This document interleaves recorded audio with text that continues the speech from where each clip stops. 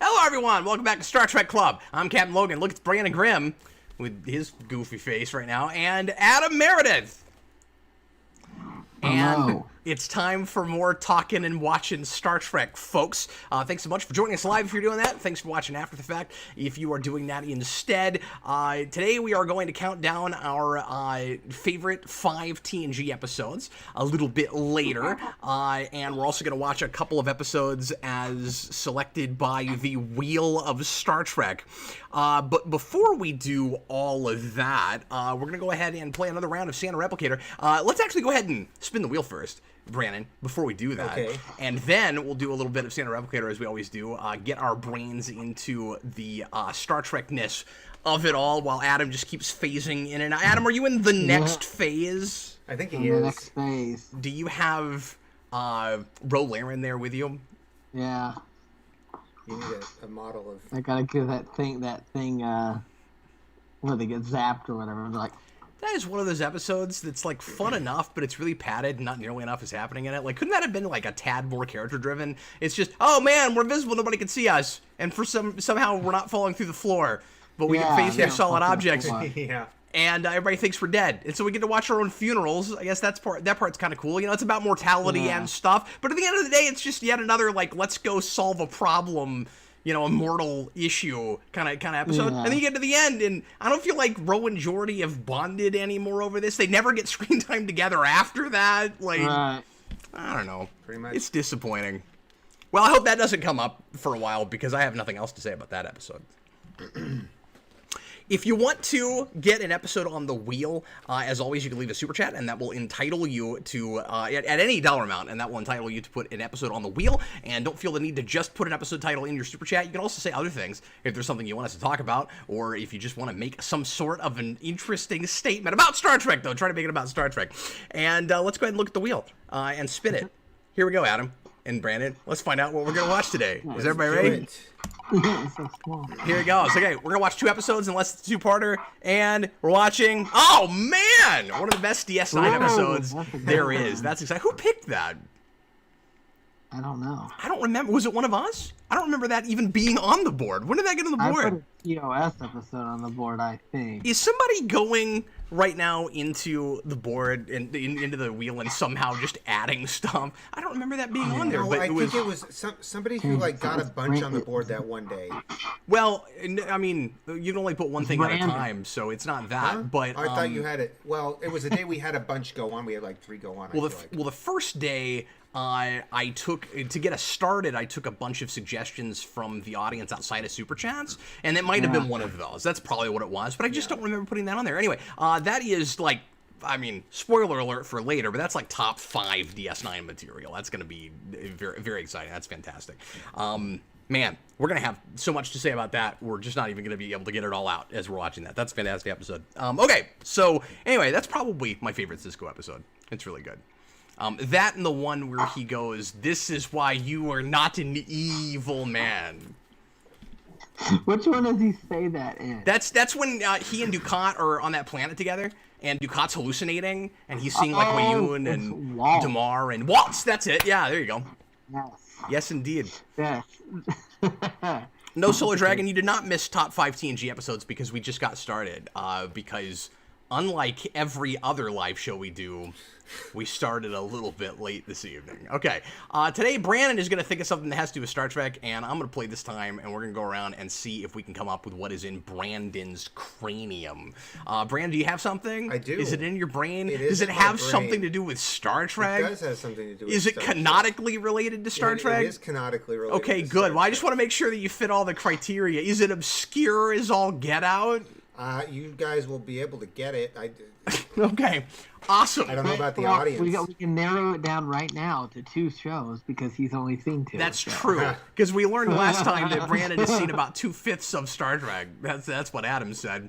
Okay, so we're going to go ahead and start with Adam. You know that it's not Aquatic Zindi. It's probably not Aquatic Zindi. We're going to start with Not Adam, Aquatic- And then I'm gonna go, and then we're gonna give the audience a question. Okay, so if you haven't done this with us before, it's basically 20 questions, except it might be more than that. Just yes or no questions, trying to narrow it down and figure out what Brandon is thinking of. Real simple, kind of elementary school sort of exercise. Adam, go ahead and get us started, sir. Is it bigger than Worf? Not applicable. No. Is it an idea? No. Okay. An idea. So it's not an idea, but somehow size is not applicable. We're off to a great start, Brandon. Hey, that's ancient knowledge. That's okay. So let's hear from the audience. If somebody puts something in 10 seconds or so, we'll go ahead and use your question, and otherwise we'll just keep moving on because I don't see anybody yet. We know nothing about this thing so far. We can't get a sense of size, but I'm assuming it's tangible. Okay, Jason just says hello. Let's go back to Adam, and if you guys have a question here in a second, we'll go ahead and use yours as well. All right, go ahead, Adam. Is it some sort of non-corporeal energy being? No. Good question. Is it alive? No. Okay, Adam, we'll go back to you again while I'm waiting to hear from the Not audience. alive. It's not bigger. It's not applicable. We don't know. The size somehow is not applicable, even though it's not an energy being. Or an idea. Or an idea. Well, I like to throw that out when something weird like that happens, because sometimes people will do like episode titles and stuff like that, which is totally valid. We'll do those here. It's null space. Was that in like Descent, I think? Null space. Let me think here. So we don't know really anything about it. Is it in the Next Generation? Yes. It's in TNG. Okay. Brandon, is it in another series that's not TNG? Yes. Mr. Water just put in a $2 super chat and said, will you do the whole of the Star Trek Beyond series? That's a movie. It's not a series. I don't know what you mean by that question. Okay, Solar Dragon wants to know if it's a ship. No. It is not a ship. Because that would be bigger than Worf. It would be bigger than Worf, yeah. Unless it's like a photon torpedo tube. It could be the Voyager as hanging from a Christmas tree. Well, that's true, but that also would not be non-applicable. It would be smaller than Worf. Would have been your response. Your response. Adam. Okay, so it's not a ship. It's not a ship. In the Next Generation, it's in other things. It's in other things. Uh-huh.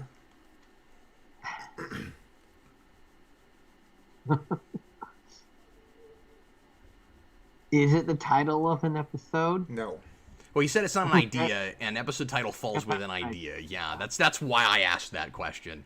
Okay, Brandon, is it something you could pick up with your hands? No. Okay. That's a hard one to answer, honestly. So, Mr. Roboto, Star Trek Beyond is on the wheel, and we have done commentaries on the other two movies. David Crabtree. Oh, you know what? Let's go to cinematographic first. Is it? Well, I don't know what that means. Is it based on a person? I guess he means, is it connected in some way to a character? No. No. Not specifically. Okay. Go ahead, Adam. So you say, is it a form of technology? Did we establish that already? We did not establish that. But the answer is yes. It is a form of technology? Yes. Okay. Okay. Is it? I guess it's got to be man-made if it's actually technology. So we're not talking about something that's like put into technology. It is technology. It wouldn't be like antimatter or something like that. Is it in TOS? No. Interesting. So we're talking 24th century and beyond then. But not Star Trek Beyond. Nobody get more confused about that. Cinematographic, is it Klingon in origin? No. Adam. Is it Federation in origin? Yes. We're gaining, you guys. We're gaining. Brandon, does this have anything to do with propulsion?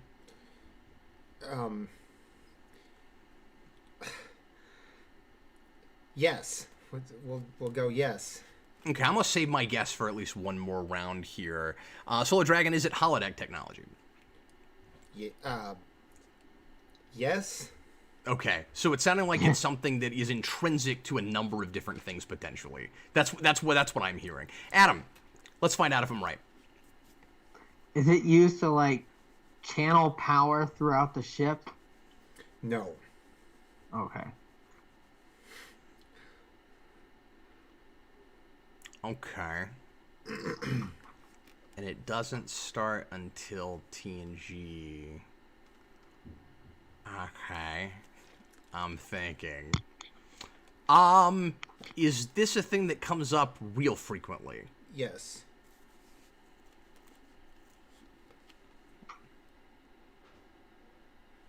Simographic, is it used for time travel?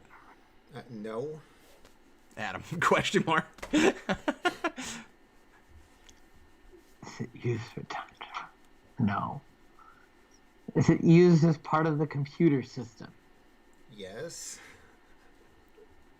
Is it isolinear chips? No. Because that would have a size. That's not Yeah. I It would mean, have a size. He refers to the whole mass of isolinear chips employed in Yeah. the operation of the Enterprise. if you do that, you get punched in the face. Yep. That's what tends to happen. No, I'm just kidding. So the reason I went to propulsion is because a piece of technology that was like, say, warp drive or slipstream drive or something would be difficult to put in relative size terminology. So that's why I thought we were going somewhere toward that. But if it's connected to both propulsion and holodecks, I can't immediately get a sense of what it is. Oh, I wonder what it is. Does it have the letters EPS in it? No. Okay. That's why I thought. That's where Adam was headed with his. Does it channel what I power was throughout the Well, no, ship? I know that, but I was just making sure. I didn't have a question, so I asked that question. You're on the right track, I'll tell you. No, nobody's got a great question here. Solar Dragon, is it potentially dangerous? No. That was more definitive than I would think that would have been. Interesting. Okay. Adam. Is it the operating system of the computer? It is. LCARS? It's LCARS, isn't it? LCARS. Yeah. Okay. All Way right. to go, Adam. No, and you're right. That wouldn't have like a specific size. Exactly. Although, yeah, I guess that wouldn't. It's distributed networking. I mean, they have a Yeah. computer core, but it's the Right, software. it's the software. That It is runs the on software, yeah. That still would be related to channeling energy, but it would be related to everything. Is the thing. Well, it can. Yes, I guess because it can. You can. You would operate press it. buttons to make that happen. You're but you right. press buttons to make You're everything right. happen. So all I'm saying is, if you and this is what threw me off. You said it was related to propulsion and holodecks, but not to that. Right. But I think you answered that more definitively because Adam, it sounded like was EPS conduits. going toward just. It is the thing that does that, Right, yeah. and it isn't the thing Rather that than does that. thing So I that understand that controls it, response, but yeah. that threw me off a little bit. I think. I gotcha. Yeah. So yeah, it's LCARS, but you're right. That wouldn't be TOS. It would be in everything else except TOS and Enterprise. And Enterprise has an interface similar to LCARS, but it's not LCARS. It's like a pre-LCARS thing, which is hilarious because then we just get away from that completely, and then we go back to it. Okay, so now like a lot of things, like rank pips and everything. Because Enterprise feels like a like more Voyager set in the past, in the same way that Voyager was more TNG, but set in more, going from Further- TNG further into in the the future. future. Precisely. Now we're gonna go ahead and count down our favorite 5 TNG episodes. Last week we did numbers 6 through 10, and now we're going to do 1 through 5. But we're gonna start at 5 and work our way down. If I hear from my wife, I'll mention her favorites. I don't know if she actually got around to putting that list together. She had some other things to do, so decided not to sit with us tonight. And also, she told me that she's not a big commentary person, so if she's on camera, she's probably not going to talk all that much anyway. But she is hanging out with us. She is here in spirit, and maybe we'll hear from her here and there in text. Last week, Brandon, somebody was like, "How come Sarah doesn't say anything, ever?" And I was like, she just wants to watch the episodes. That's all she wants to do. So that's what she wants to do. So that's what we're doing. But it would be cool to every once in a while include a Klingon language lesson again. I mean, yeah, we'll see if we can get her to do it. Where's my other Oh, there it is. Okay, Multiple Post-its. and then when we get to the end of this, we can do some runners-up if you guys want to. I have several. Okay, let's begin. Do we have Adam starting these, or do we have Brandon starting these? I do not recall. I don't recall remember. either. Well, I think we'll start with Adam then. Adam, what, sir, because this was your idea anyway, what is your number 5 favorite TNG Number episode 5 of all favorite time, which I'm going to TNG. hold you to forevermore? Quote the captain. Number 5 Evermore. is Tapestry. Ooh. Yes, that was in my I runners-up. love Tapestry. It's just I think it's a really good piece for Picard, you know, and shows, and it's obvious, you know, and it plays to everybody, like, you know, how, you know, people think about, you know, what path could I have taken and stuff, but I think it's a really good episode. I don't know what I have a lot That to say has about. one of the best teasers in all of Star Trek. Yeah, it's got a good teaser, and it's one of the things I appreciate about that episode a lot is just continuity. It goes back and dramatizes something we were told about all the way back in season 2 with Picard, the Nausicaans, and Samaritan Snare, and getting stabbed through the heart and getting his artificial heart and all of that, and it's really consistent with that. I also love going back to the, you know, kind of transition between, you know, the movies into TNG, which we had already done a little bit with Rachel Garrett, and then, you know, we go back to the movie uniforms again, and we get to see Picard in one of those. So that's kind of fun. So just, you know, kind of superficial Star Trek stuff. It's really fun for. But also, so the message of that episode is great. I've never totally bought the situation that Q puts Picard in, and it's kind of like a parable. It's kind of parabolic. So like I guess it's fine, but I don't buy that if he's that unremarkable, he would end up on the flagship of the Federation. So that's the biggest issue I took from that. Right. Oh yeah, at the end, yeah. It's like oh, you never made anything of yourself. Yeah, but you got on the flagship That though. man is devoid of passion. Yeah, so I always had a tough time with that. But I like the kind of I don't know. It's almost, and I guess there's a lot of this in Star Trek, but it's almost got like a Christmas Carol kind of thing at the end, you know, where it's like, well, if you keep on, I mean, it's not the same thing. It's not if you keep on this path, this is where you'll go, but it's if you had gone on this path, this is where you would have wound up. Yeah, and so it feels a little Dickens at the end. Almost. Say it again. Like It's a Wonderful Life almost. It is more like that. Q is Clarence the Angel, basically. Yeah, exactly. Yeah. That's one of my favorite movies. Yeah. And I wish they would have brought back the two characters as older versions, you know, of themselves, his two chums. That's a really good back point, in because the- they'd still be around. Yeah, Yeah. like where are they now? You know, I like to, they'd be up. are they even still in Starfleet? Both of them, you know, because I imagine I got the sense that she might not have stayed in Starfleet. I don't know why. I just something about the way that maybe just the way that actress is playing that character, but like I could not tell how much she like definitely wanted to be there. I don't know. Right. And there was like I can't remember. I think it was one of the Marvel comics from the 90s, like maybe the Starfleet Academy line or whatever. Yeah. Had her in it, and she was an interesting. admiral at that Wow, point. already? That's crazy. Yeah. Okay. I mean, she was super driven and stuff. I don't know why. I just could have imagined her at some point going, yeah, Starfleet's not for me, and going off and doing something else. Right. Solar Dragon says Wesley Crusher was on the Enterprise and he didn't make anything of his life either. Yeah, but he was brought there by his mom. It's different. Okay, Brandon, what's your number 5? Okay, my number 5 is Drumhead. Drumhead is great. It is a great episode. Drumhead is also my number 5, Brandon. It wound up on exactly the same spot. Nice. Yep. Drumhead. I love the speech that Picard gives in that. Well, I told you I picked a lot of things based on Picard speeches, and that's part of the reason that's there. Yeah. Yeah, and the interplay between the Admiral and I always want to say Nichiev, but it's Satie, right? It's Admiral Admiral Nora Satie. Satie. Yeah, Satie. Played by And Gene Simmons. It's she does. Her name is really- Gene Simmons. I didn't know Yes, that. but it's Jean. Yeah, but I didn't, said that and but I I didn't didn't know her know. name was Oh Gene my God. Simmons. Yeah. No, but She wasn't like Spartacus and things back in the day. She was Yeah. like a kind of a big actress. She's a big actress. she, Yeah. she really gets off on her power trip and it really she plays the part like perfectly. She's as villainous as you can be and be like still part of Starfleet, right? Just like so many of these characters that come out of Starfleet Command. And you buy that she gets as unhinged as she is. Yeah, it's the whole Salem witch trial thing. Like you buy that she gets that unhinged, but that nobody noticed. Because she was so famous and such a big deal. She's basically for royalty. Yeah, for Starfleet. Yeah, for her record as a lawyer, and her father. And her father also. Yeah. Yeah. How dare you use my father's name in such a way?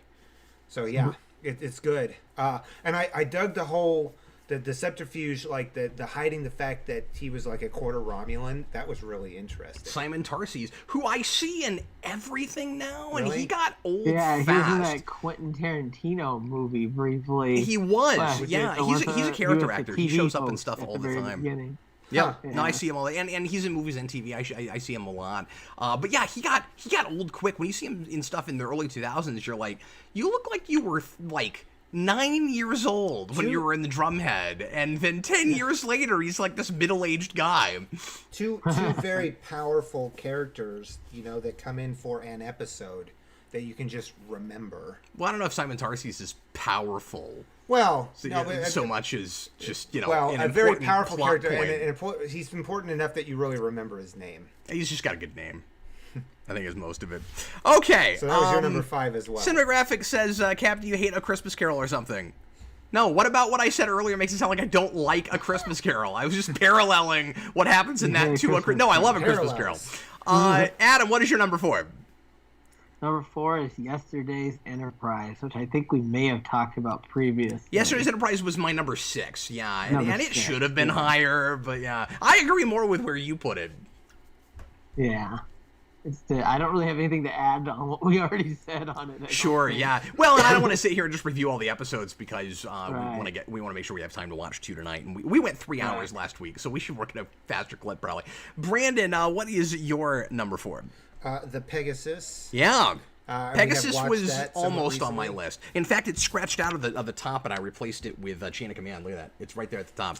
Terry O'Quinn's in that episode, and it's great when we find out that the Almighty Federation, Picard. I don't think Picard loses respect in any way for the Federation, but he is absolutely 100% astounded at the things that he learns and how he had to learn them in that episode. So You mean he didn't say, because it wasn't Starfleet? Yeah, and you know what else? If we'd done that very much later, Pressman would have been working for Section 31, right?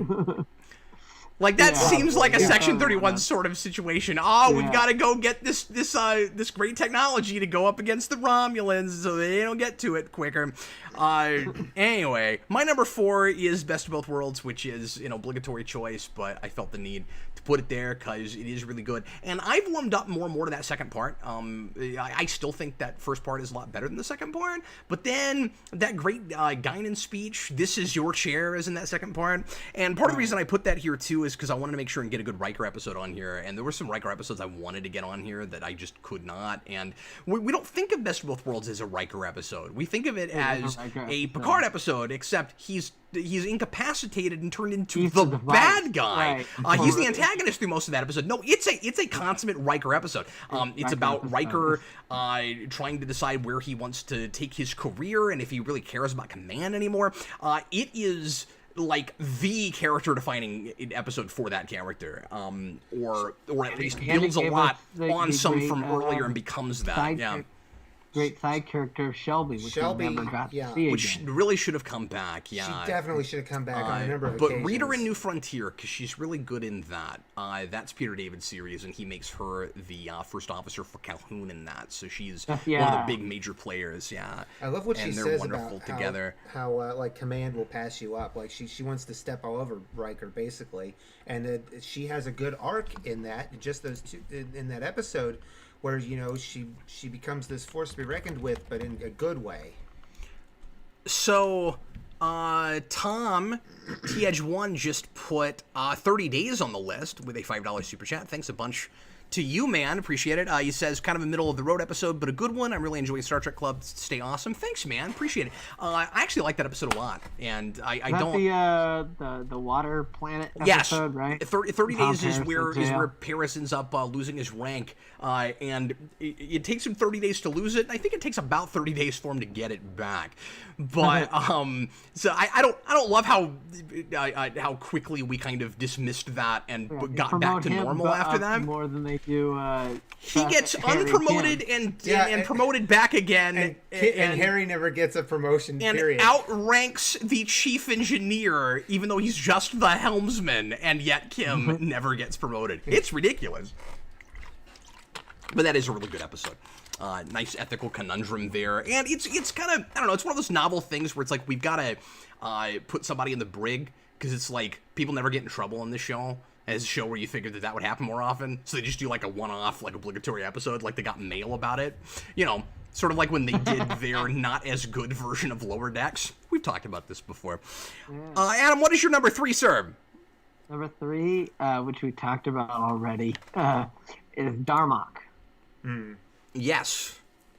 Was Darmok on my list? Darmok was almost on my list. Darmok was on my list. I don't like that I left that off, but I did. Probably a runner-up anyway, at least.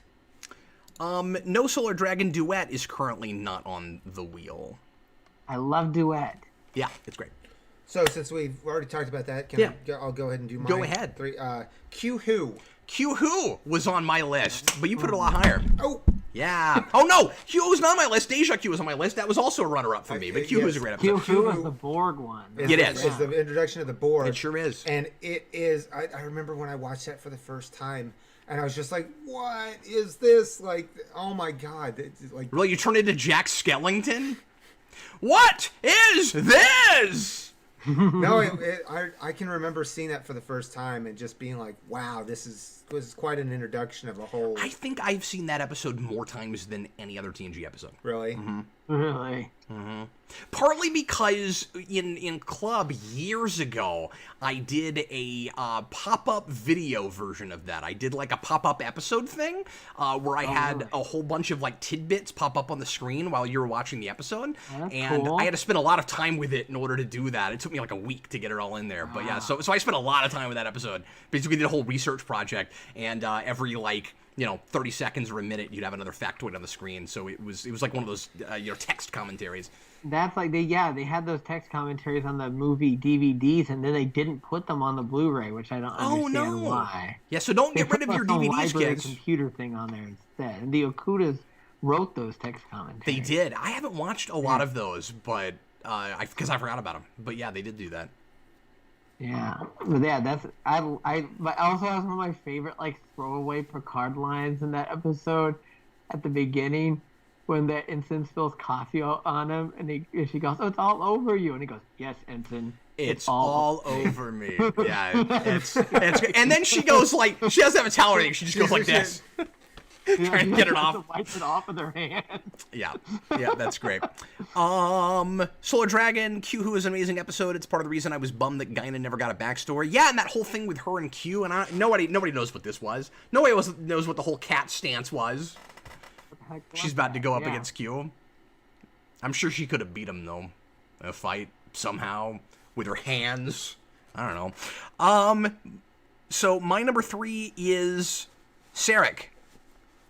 Oh, that's a good one. Which I don't think has ever been that high before, but that I think is the for me. And I know a lot of people will say Inner Light is this, and I didn't put Inner Light on this list, even though I like that episode, and that of course would also be a runner-up, I guess.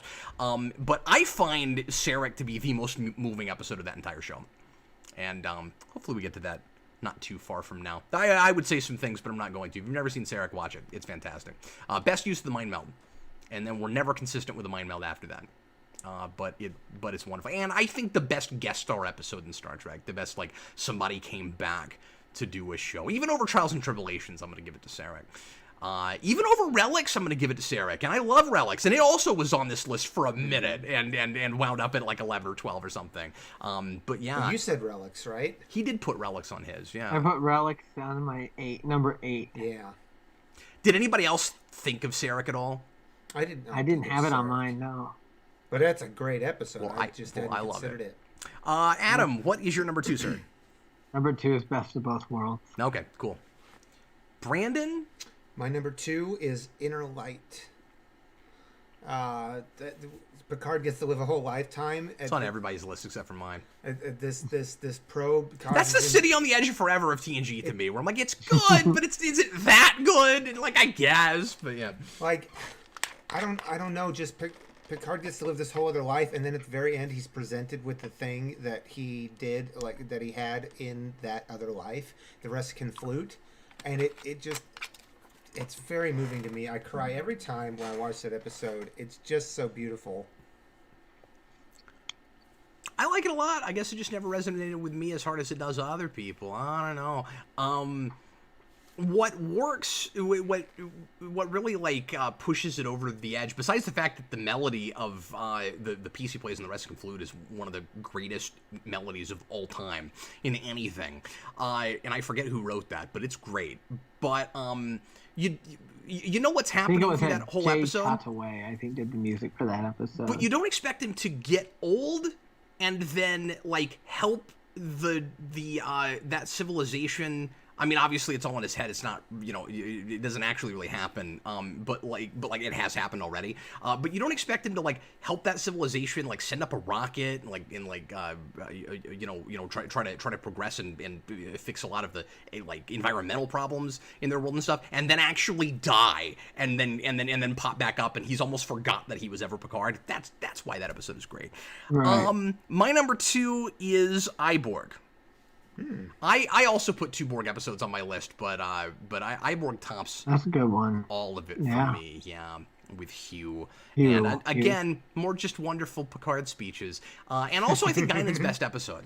And we've been putting a lot of good Guinan episodes here. Guinan's great at that. But yeah, that fencing scene is fantastic. And Picard, like her not budging on her hatred for the Borg and not wanting to, deal with him as an individual, and then having to turn, and then her being the one that turns Picard around on it, where it's like no, because at first she says. She's the one basically saying, just suck him out in an airlock. And then she goes and meets him. And then she's like, well, you're gonna have to go, like, actually talk to this person before you deal with that. And then he says, not a person, it's a Borg! Damn it! And then she says, this person! And yeah, it's fantastic. Anyway. All right, Adam, we go now to our number 1s. Our number 1. My number 1 is The Inner Light. Oh, is it really? Really? Wow. Okay. I don't even think it's quite... I don't like it enough even to put it in my top 10, but it is really good. I think that's one of those episodes that was hyped up too much for me, where like I missed it in the original run, and then like anytime you saw the top 10 list, all anybody ever talked about was Inner Light. It topped everybody's list, and when I finally saw it, I was like, yeah, it's really good, but I wish I had been able to be blindsided by it like everybody else did. I think that's my problem with it. I have the same thing with City. Yeah, so really being blown away by it. But what's Brandon's set? What is Brandon's number 1? My number 1 is Best of Both Worlds. Tapestry. Oh yeah, you're really into Tapestry. I'm surprised Best of Both Worlds didn't make your list at all. I was a runner-up. Yeah, Solar Dragon Defector was in my runners-up. I love Defector, and I put Defector on the wheel because I didn't think anybody else would. But maybe he would have. Somebody else actually mentioned has a great score by Ron Jones too. Well.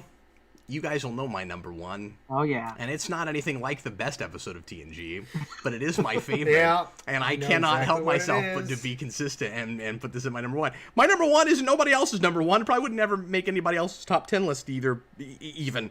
But it's a matter of time. With Berling Hoff Rasmussen. Matt Frewer. Played by the great Matt Frewer. It's fantastic. And that episode actually did blindside me because I had never seen it, and I'd seen almost every episode of TNG, and that one, for some reason, escaped me. And I found it on VHS. My dad he found it at a yard sale, like the first 5 seasons on VHS in like 2002. The Columbia House ones? Yeah, and 2002, 2003. And over the summer, I was picking random tapes and just putting them in. I wasn't even watching them in order. I just picked random tapes. And I found A Matter of Time. And put it in. And up to that point, for some reason, I'd never seen all the Best of Both Worlds yet either. I don't know why, but I hadn't. So I finally did that summer. And I was already running a Star Trek club, and I had not seen the second part of Best of Both Worlds. And anyway, I find A Matter of Time. in that box, and I was just blown away by it because it's hilarious and it's a really good script. And what's so bizarre is my favorite episode of TNG is a Berman script. Rick Berman wrote that episode. Freaking crazy. Wow. By himself too. I don't think there's any others. Remained alone. Yeah. Or remain below. Solar Dragon says that actor was channeling Jim God, Carrey hard. Well, and originally it was supposed to be Robin Williams. Crazy, that. But did you know that originally it was supposed to be Robin Williams, It and was? that's who they wanted. Yeah. So somebody was mentioning that it channeled Jim Carrey, but that's why they were looking for that kind of an actor. So yeah, and if you go back and look at very much else that he does, he's just like in a similar vein as some of those actors. I don't think he's ripping anybody off, because he was doing that kind of thing before Jim Carrey got popular. And also, what am I talking about? That was before Jim Carrey got popular. He plays that in 91, 92. Jim Carrey didn't have his heyday yet. I mean, we're not into 94 yet. So So when you say he's channeling Jim Carrey, they're both just doing really similar things. He's not thinking Jim Carrey when he does that, probably, unless he's just a really big fan of In Living Color or something. Did you know what the first TNG episode I ever saw was? It was Best of Both Worlds. Oh, wow. It was because that's what my I tend to mom- introduce people on it with. I was just getting into Star Trek, and my mom had just happened to read back when they used to have the TV supplement in the Star newspaper. Yeah.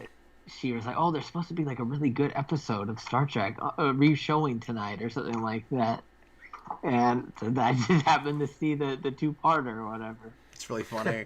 And ever since you were hooked. Noah says Matter of Time was the first episode that he watched per my recommendation. Well, I hope you liked it.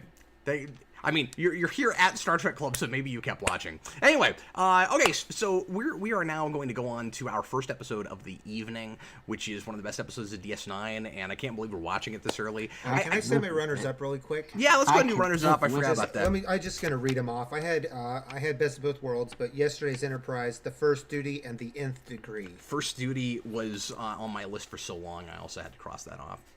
You don't deserve to wear that uniform. Yeah, I guess not. I really should have listed that. Yeah. And the Nth Degree is one I thought might throw you guys, like, just from why I put it on there. I'm not surprised by that at all. I just really like that episode. No, I'm not surprised by that. I knew you like that episode. Because whenever we just randomly watch TNG, that's almost always the one that you come up with. They're like you're always like, let's watch Nth Degree. I'm like, yeah, I knew you were gonna say that. I'm surprised it wasn't on his list, frankly. Yeah, me too, actually. Adam, I really thought you guys should be really blown away that I picked the Nth Degree, even though it's the only episode I ever talk about. Not blown away by it, just like no one's surprised. Threw you for a loop. No, we're throwing for a loop that it didn't come up earlier. Okay. Already. All right. Yeah, you're predictable. Deal with it. Adam. Do you have any runners up? I have so many runners up, and I didn't write any of them down because there's too many.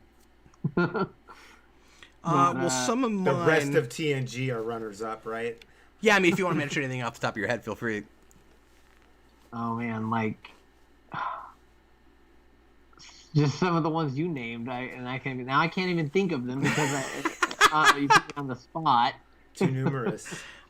So I mentioned Defector. That was one. Who watches The Watchers? Did that make your list? Runner-up. Or was that a runner-up? Yeah, that didn't actually make anybody's list, which I thought it might. I thought it Almost might have yours. Yeah, Measure of a Man, of course, was a runner-up for me. Second Chances. That would have been the Riker episode probably. Phantasms. Because who doesn't love Phantasms? Schisms. Schisms I like. I wouldn't have thought to put it on a list, but it just creeps me out. I don't know why. What's the episode with the Iconian gateways? Conduct? Cheat. Yeah, I don't remember the name of that. Conduct? I don't remember but the thing about that episode is nobody remembers what happens in that. They just remember the Iconian gateway. Like, just the idea of that is all anybody remembers. I'm sure that's all you remember. Tell me one other thing about that episode. Well, I remember them. Tell me one other thing. Tell me one thing that's not about the Iconian gateway, which is in all of 15 minutes of that episode. I can't do it.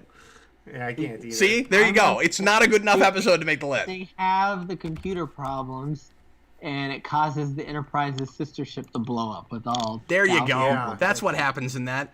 Yeah. And you weren't even the one who was like, I might have put that on a list. What is it? I don't even know what it's called. I can't It's that even probe remember. that probe that comes up, right? It's in season 2. I don't remember what it is. It is a season 2 episode. I Okay, remember so Data everybody, going, that was not manual override. everybody pull up Inner Light, or Inner Inner Light, Light. Inner Light, Pale Moonlight, Well, and it had light in it. Which one is it? What season is that? it's 6. 5? It's 6. 6? Okay. Adam, step up your game. There it is. 19.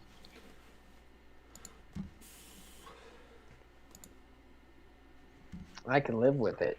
I can live with it. This has one of the best framing devices. This is one of the best uses of a log in general. I remember watching this when it aired. This is going to be one of those. This is going to be hard for me to want to actually talk over because I love watching this one so much. But I also will probably have 6 billion things to say about this. So, yeah. So, whenever anybody... Because I've been getting this question a lot lately because of Picard and New Trek in general, where people keep asking me about how I feel about Deep Space Nine because I keep talking about how cynical those shows are and how they don't seem to understand Star Trek and how they want so badly to do dark Star Trek. And my answer to that is this episode. Right. I don't need to say anything. Just watch In the Pale Moonlight, and you'll understand maybe the difference between DS9 and those shows, and why DS9 is still Star Trek, even with the moral ambiguity. Because the moral ambiguity is important, because keeping your principles is difficult. And if you had a utopia like that and it was easy to hang on to, Adam, we wouldn't believe it as being the history of the future. Exactly. Okay. Let's go ahead and get right into it. Now that I've done the soapboxing. Okay. So once again, season 6, episode 19. Get it rigged up to timestamp 0 with your Netflix or your DVDs, whatever. I gave you guys lots of time, so hopefully everybody's got it ready to go. And everybody, please press play right now.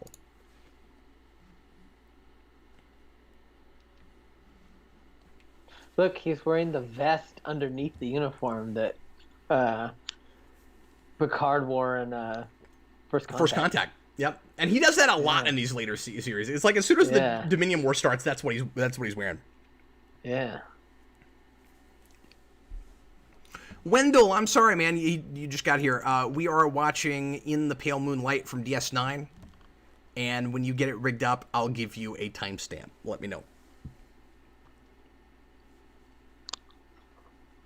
Did you see this when it aired, Jay? I don't think so. I think I saw it later. I didn't watch a lot of DS9 while it was actually on. Except for the last season, I think. It was on at weird times. That was part of the problem. And you had to not miss it. And you'd be lost. As a kid, I had that whole, like, we're not on a starship, so I don't care thing. It took me a while to warm up to DS9. I really liked Deep Space Nine when I was a kid.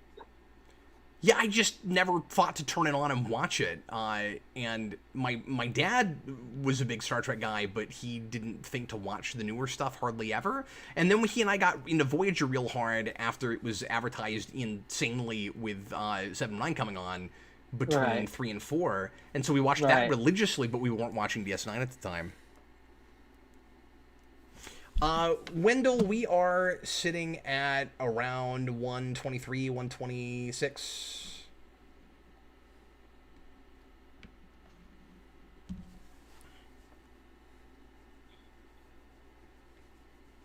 It's hard for anybody, and I love the script, but it's hard for anybody in the 24th century to make Skipper sound like a natural thing to say. The Skipper. All I can think of is when Wesley says it. In, when does Wesley say that? He says it Naked Now. Come right up, Skipper. Well, that's different than the skipper of the Cairo. You know, and if you grew up with Gilligan's Island, it's hard to think of anything but Gilligan's Island when you hear Skipper.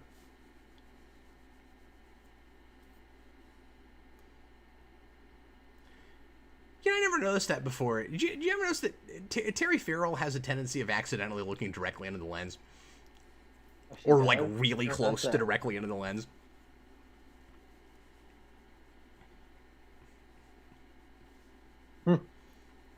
So a lot of these, I mean, I don't even want to even say Star Trek episodes because we don't do it a lot in these shows, but a lot of TV shows and movies that will have a voiceover like that get insanely cutesy with it. It seems completely unnecessary, and it's always like, I'm holding your hand with it.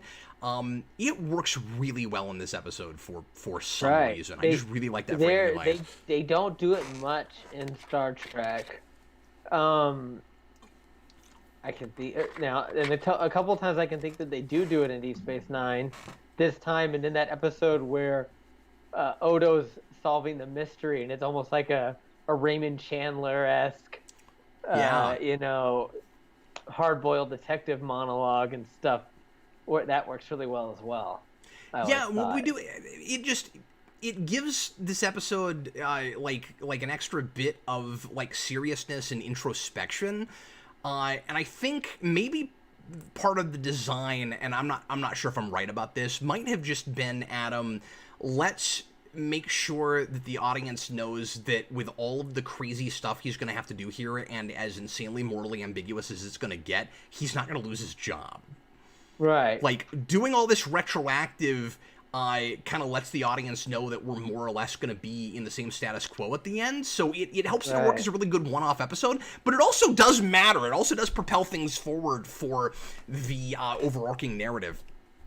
Right. And that's one of the things I appreciated as DS9-4, and what sets it apart from Babylon 5, which I still say is the better show, but I like that a lot of DS9 does still work as standalone episodes.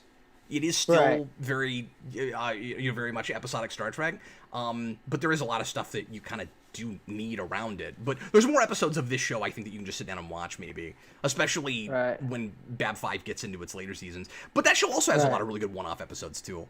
Right.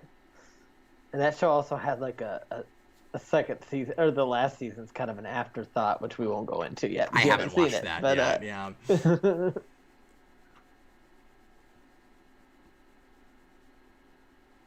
Maybe it's just this director where we're putting the camera, but look how close she is to looking directly into the lens. Right. Mr. Roboto, anyone else wonder why Neelix was supposed to be cool? Yes. Every time he's on screen. Yeah.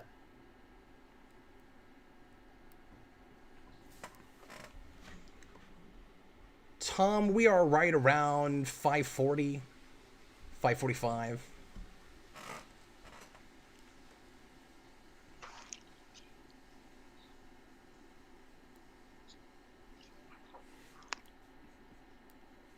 I don't like that we never got a big speech, Adam, with Sisko, like, in front of a huge crowd of people. Right. Yeah, they never did, like, a real Picard speech.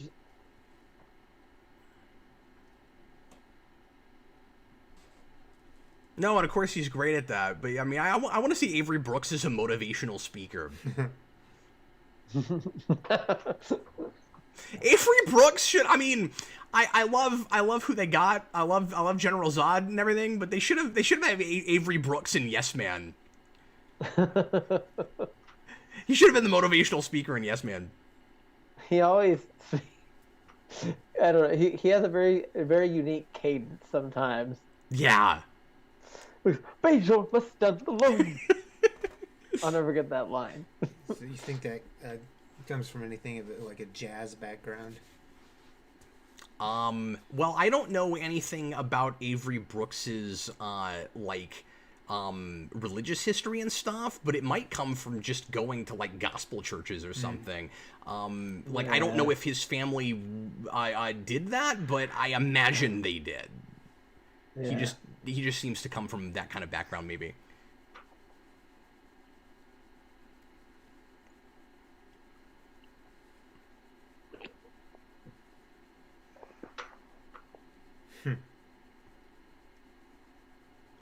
So, Adam, you and I have had this conversation before, like, what is the better Garrick episode, this or The Wire? And they're just like... They're both so good. Now, to be fair, The Wire is a character piece for him, and this has him as a major supporting character. Right.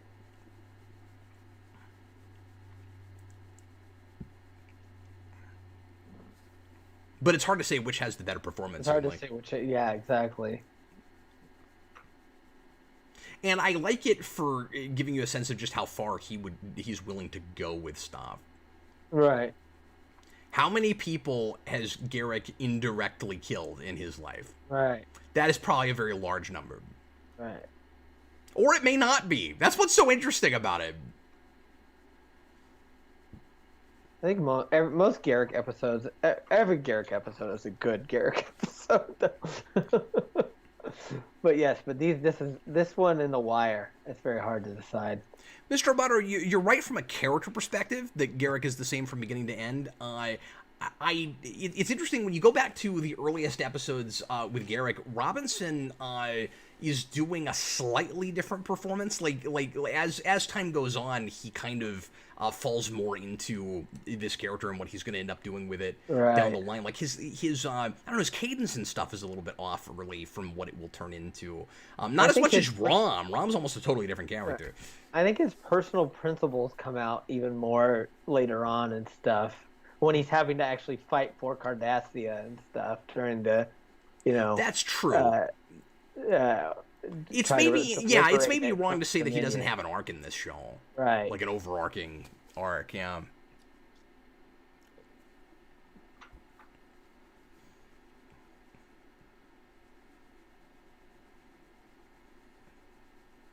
Righteous. Don't let him be misunderstood.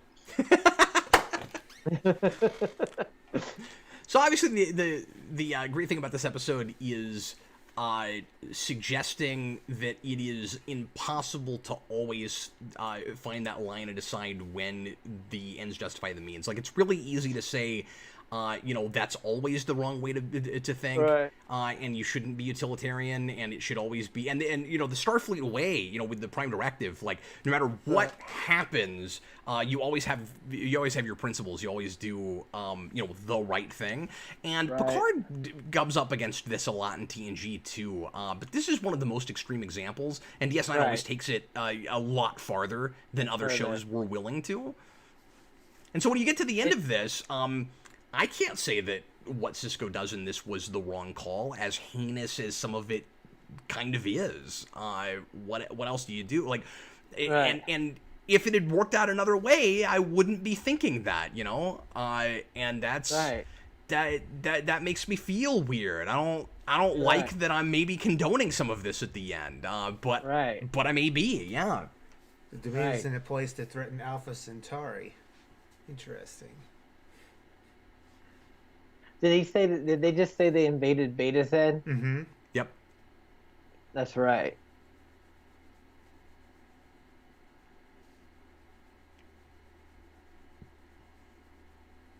And there aren't a lot of major planets you've heard of with races you care about that we do that with here, so that gives a little bit more, weight to this right at the beginning. The stakes feel higher. Oh, Beta Z, I've heard of that. Right. And we've had a recurring Betazoid in the show, even. Why did they need a tailor? They have replicators.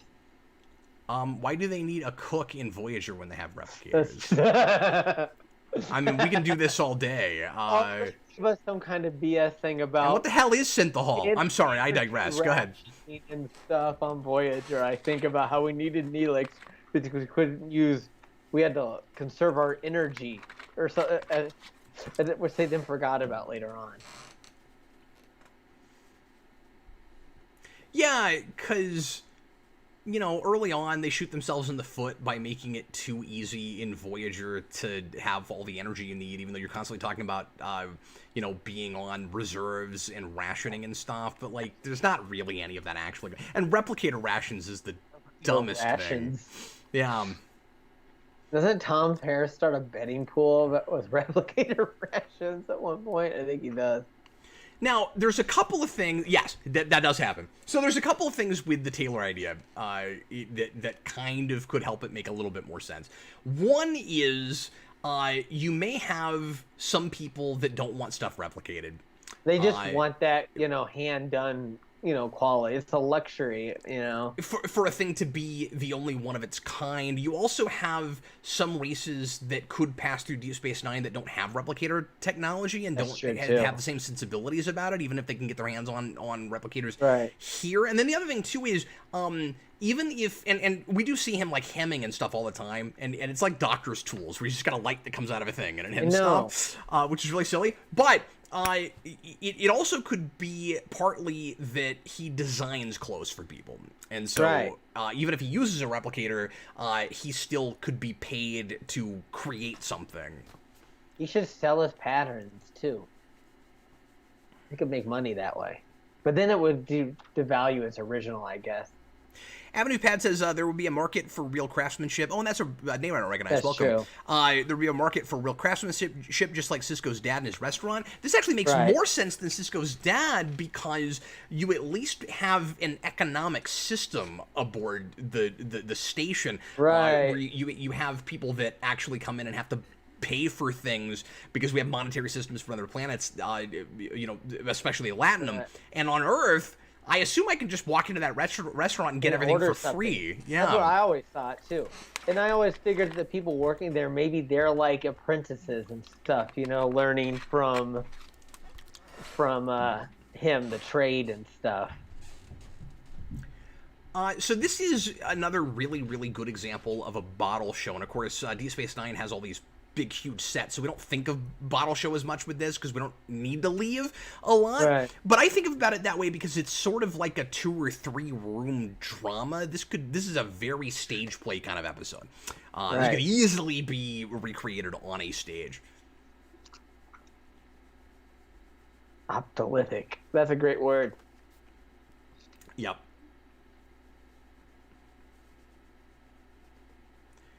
And I love how difficult this is, and Right. I assume there's some people watching this with us that haven't seen this, so I guess I will break my rule and try not to, spoil too much as we go along. I don't usually do that, but I can tell Brandon has no idea what's happening. So Has Brandon ever seen this? the fact that he's not talking tells me he either hasn't or doesn't remember anything It's about been it. a long time. I'm gonna keep talking about Brandon like he's not here. The optolithic data rod still I remember. You remember that? Well, Technology. you do know this is where It's a Fake is, right? Yes. It's a fake.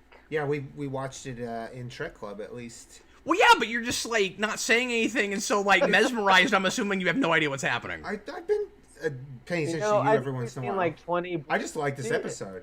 I I also think like we've this seen episode. like 20 generic a lot. blue guys like this over the years. Right? They're all different species, but they all look basically the same. What we need is a character like this that nobody can tell what species he is because he's like an amalgamation of like 5 different species. Is that a Bolian? Is it a what? Is it a Riemann? What is it? And then I just call them spineless blue guys. I realized Riemanns are later, but I was trying to think of something that reminded me of. And he looks like he could have had a Bolian mother and a Riemann father. Right.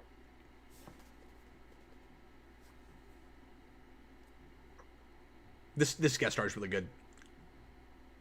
I don't know who he is. I think I've seen him in other episodes. And then though. he's gonna say Orion Slave Girls, and it's gonna get real creepy. Watch him. Oh god, don't do that. It's creepy.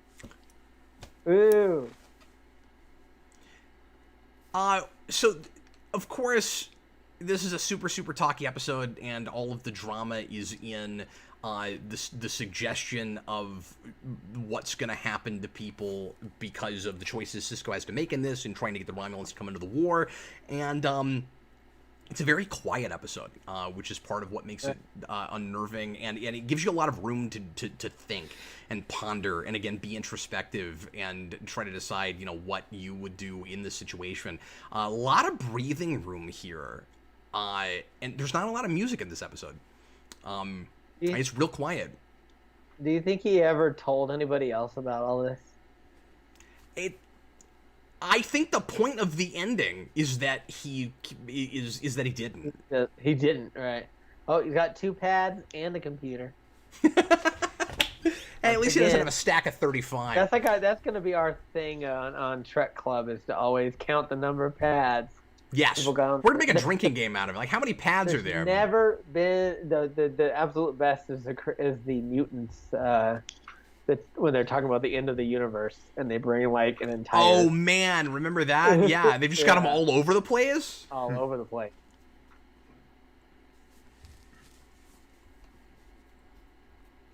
Oh, do you remember? By the way, I forget her name. But do you remember? The augments, the girl in that group. She's a Power Rangers villain. Yeah.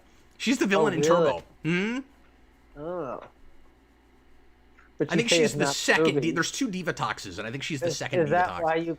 Oh, in the show. Okay. Yes. I thought you were talking about the movie that you always say is not a movie. Well, no. Okay, so. Yeah. Yes, so you have this. So the first Diva Tox is in that movie, and then she's replaced by the girl that's in DS9, and then later, I think the last like 20 episodes or so, the original Diva Tox actually comes back. Ah. So that's the lady.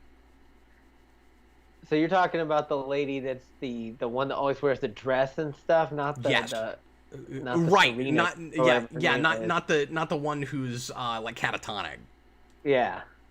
but the one that's always coming on to everybody and being all Yeah. seductive and stuff. Yeah. Quark, that looks like a blouse.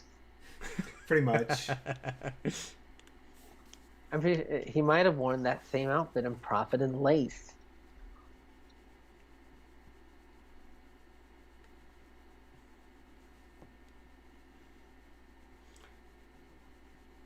So you got A Cisco bribe? in this episode, and I mean, I'm not going to say, obviously this is not the first time that Cisco has to do more ambiguous stuff, but this is the first time that he has to be as much on like Quark's level as other. Right. Like, I'm thinking of examples like that time that he bluffed, but I don't think it was a bluff, where he was like, "I'm going to radiate this whole No, planet's surface." that was not a bluff, and I was going to bring that up. He did irradiate a whole Did he planet. actually do it? I couldn't remember.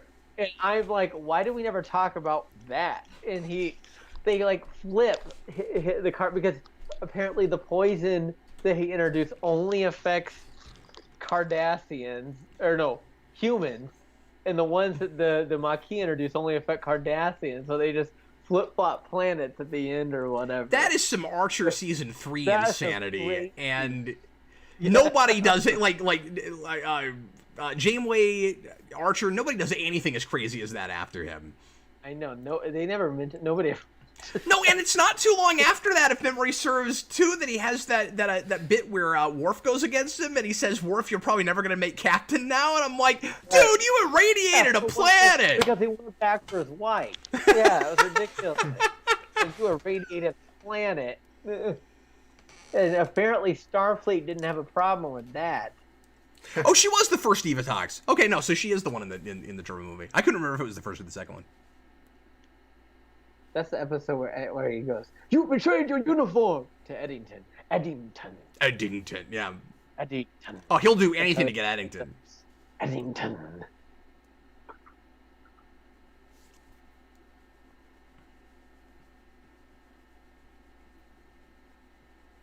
So I'm gonna assume he probably shot all of this stuff at the same time, wouldn't you figure?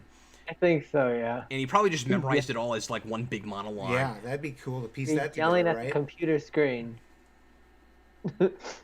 Behind the wall. Yeah, well, we were talking earlier about how Cisco doesn't have a lot of great speeches, but like he's giving one right now, but to nobody, and no one's ever gonna hear it. Hear it. Whatever, I don't know how to do this without giving away stuff. Yeah. We probably given it away before, as we always talk about. Yeah, we probably have. I don't know. Yeah. It's a line you walk. Like I said, I don't usually like to do that, but for a second I thought Brandon just didn't know this episode. Brandon probably doesn't remember how this They ends talk at all. about how insane the remember how this episode Cardassian ends. elevators I are. figured. They have no doors on the front of them. Yeah. They're just like an open shaft or I've always- like thing. This So is if something you I've don't, always like, wondered about the if you get too future. close to the wall, Yeah, I don't know just- what's gonna happen. like did they deregulate like the stuff that keeps us safe, like handrails and stuff in the future? You just don't There's no see these OSHA things. in Right. Cardassia, Brandon. Well, That's but why that just Laura in or all of whatever, Star Trek, though, it- in all of Star Trek, look at it. You're not gonna find like handrails on stairs and things oh, like that. there's handrail more than Star Wars. Remember the handrail in the first episode of Enterprise? That if you put your hand on it, it would break your hand off, but they call Yeah. it a handrail. Handrail. Yeah. It's amazing. Oh, I can't wait to get to Broken Bow. I'm gonna make fun of some stuff in that pretty hard. I like stuff in that. Don't get me wrong. But... What's the Klingon's name in that episode? It's really dumb. Clang. Clang. And that's the only way you can say it. You can't just say clang. You gotta say clang. It's not as dumb as claw and cord. No, it's dumber than claw. And Vixus. Vixus, which doesn't even sound like a Klingon name at all. Like one of these things is not like the others. She's a vixen.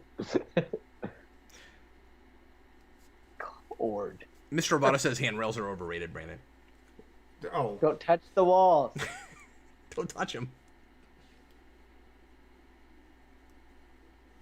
I also like the way that a lot of our major supporting characters are looped into this episode. Because it is very much a Cisco character piece and all about him singularly. And there are a couple of main cast that hardly get anything to do at all in this. Kira's not even hardly in this episode. Yeah. Does she show up at all? I don't know if she's even in this. I don't think we've seen her yet. I don't know. Biomimetic gel comes up in other points in the show. Quark's trying to get it at one point, doesn't he? He is, but I think it's all after this, right? It's after this. And he goes 25 liters of biomimetic gel. Yes, remember that? Yeah. We know that stuff is very, very dangerous. Yeah. I want the gel. Damn, my fix. And this is also one of those rare Star Trek episodes where every single scene and just piece of it feels completely necessary. Yeah. This is some really good, writing 101 stuff. Oh, there's Damar. He's one of my favorite Cardassians. Yeah, and this is another clever way to get some other actors and characters in here because these are all holograms, and we're not going to see the real ones in this whole episode. Isn't that crazy how Wei Yun was just this one-off Vorta and then became the main Vorta? He's all these different characters, and now he's just a hologram of all these different characters. Yeah. Or one of them, wherever we are right now. Have we killed one yet? Or are we still on Wei Yun 4? Well, the first Wei Yun died in that episode when the Jem'Hadar shot him. Right. But I think we're on the main Wei Yun right now. Is that 5? Is 5 the main one? Or is it 6? I can't remember. I think it's 5. I think it's 5. Because we really only spend a lot of time with 2 of them. Because the first one dies, what, the first time we see him? Or...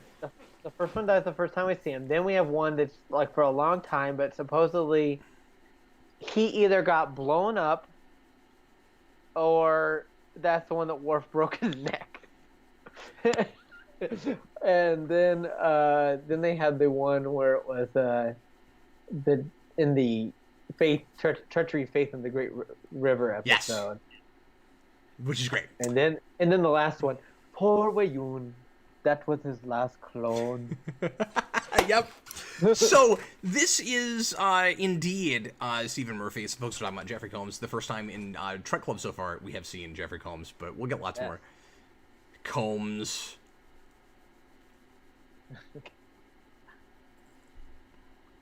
And as a lot of you guys know, he's a bunch of different characters in Star Trek. I love Wei Yun, and I also love Shran.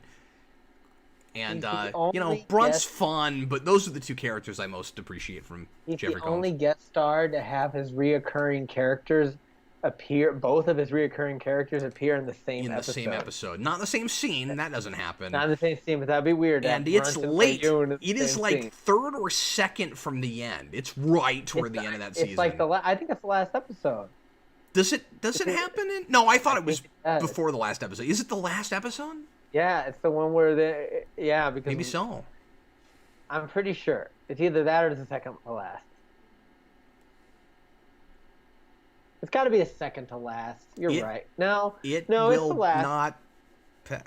It will pass. It's what you leave behind, because Wei Yun dies in that. Oh, spoiler alert! And then Brunt is there to tell Quark about how wrong they've changed. they've done all those reforms on Ferenginar. I don't know how to do this club without spoiling stuff. I mean, Yeah. I mean, by the time we get to it, though, will they remember? I was only second guessing exactly. That was always my logic Yeah. at Star Trek Club when we used to do this with a group at my place. But yeah, I was second guessing that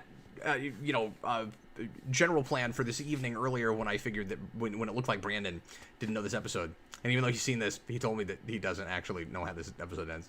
So he did get I don't sanction from Starfleet Command. Say it again. That he just mentioned that he did get a sanction from Starfleet Command on something. Yeah, I forgot about that. No, they do, and I think they sign on. They definitely sign off on the Vreenak thing. They don't sign on blowing them up. That's probably That would be the thing he would hide, probably. Yeah, I don't. Well, we'll see at the end because I can't remember. It may be that he mentions that too, that they sign off on all of it, but I don't think they did. I also could have totally at this point in the war, as desperate as they are, I could buy him doing that. Is this before or after that first Augment episode, where they say that there's no chance at winning the war? Because if it's after, they're gonna be really desperate right now. I don't know. I think that happens sometime in this season. It is this season, but I can't remember. I can't remember when it is. Yeah, I'll figure it out. Do you remember that? Yeah, it's after by several episodes because that's statistical probabilities, and so that's like that's 10 before this. Right. Oh, there's Kira. She's on the comm. She just recorded that line in her bathroom at her house. Yeah. We don't need you this week, Nana. Just, but can you phone this in? Call it. We'll put you on speaker. Wow, she's literally phoning this in. No, maybe she shows up on screen somewhere. I just don't remember. That's a good shot. We don't get to see the inside of the runabout bay very much. That's true. Also, I don't think Worf is in this episode. No, He they was showed just him there. earlier. He was in ops. Was he? Well, Worf was. He just talked to Worf, saying nobody in or out of this area. Well, we were except talking. us. But yeah, that just happened. So, I don't know why they have to cloak all the time. well, they're not supposed to be there. They're not supposed to be there. That's true. Yeah, no. There's a really good reason for Vreenak to be cloaked. Would they have had to give? Because it's not legal for him to even be in this area of space right now. Right. They would have had to shut off the detection grid to allow them to get through there, and then reestablish the neutral zone, just to get them inside Federation space. Not if they're cloaked, because nobody would have even known that they were around anyway. The detection grid. He's can't talking not about like detect a cloaked tachyon ship. detection grids or whatever to pick up cloaked Yeah, ships they kind of established after. You're assuming they have all Yeah, those around right now? They Like, I just don't know if they do. mentioned them Did they? later on at some point in TNG, but I don't know how. Okay, I don't know how that lines up in the timeline. And I don't know. But obviously, how, this far later, they effective- might be circumventing that stuff anyway. Like they might have had a way to that bypass technology could be way. I mean, you may be onto something, Brandon, but like I wouldn't have ever thought of that. It does not come up all that often.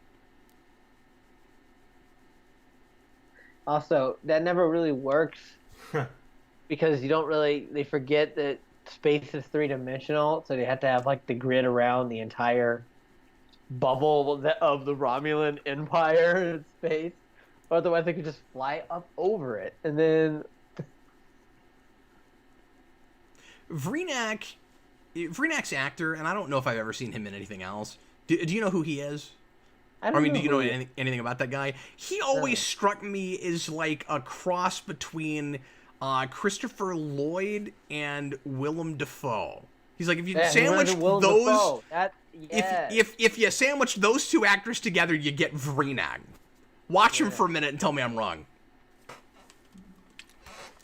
Are they drinking Romulan ale? Mm-hmm. He even says that, and I think this is before the embargo's lifted. It is, because that's in season 7. How do you make Romulan ale? And I'm assuming the embargo gets lifted because of the Romulans' involvement on our side in the war. Have you ever made that for club? Uh-huh. Lots of times. What's in it? Well, I haven't made it. Other people made it, so I don't remember what was in it. Ah, But we did have something people called Romulan ale. And I think there were 2 or 3 different versions of it, so there's probably a lot of different things. We made Tranya one time. It was like I don't know what that was. Yeah. Was it? Yeah.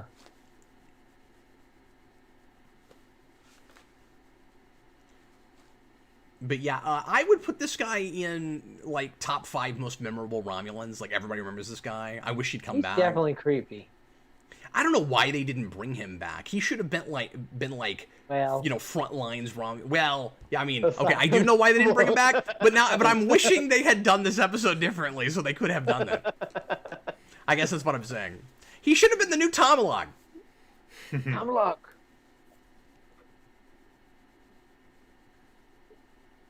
It's kind of like hold on.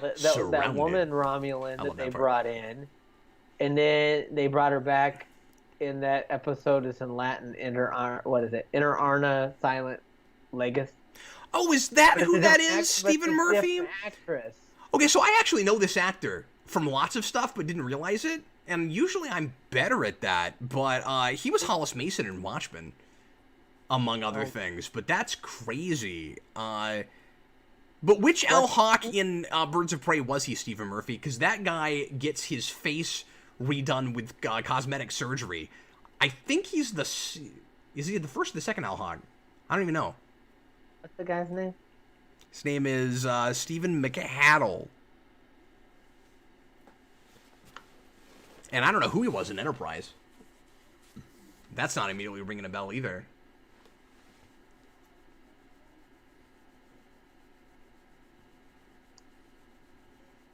Everybody's got to like really crane their neck in order to see the map. This guy makes a good Romulan.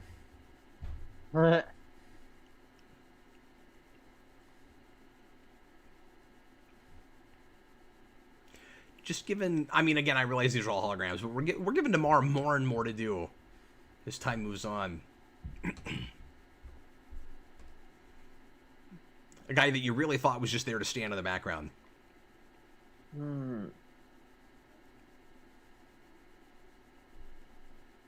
The whole thing.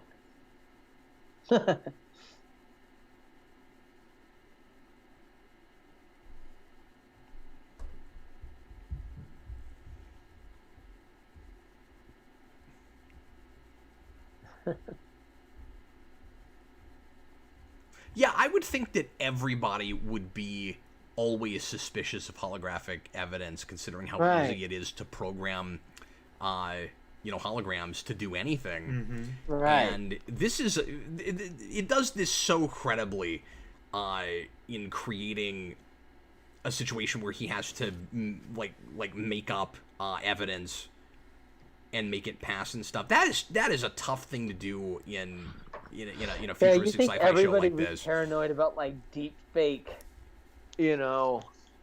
forgeries and stuff by this point. Mm-hmm.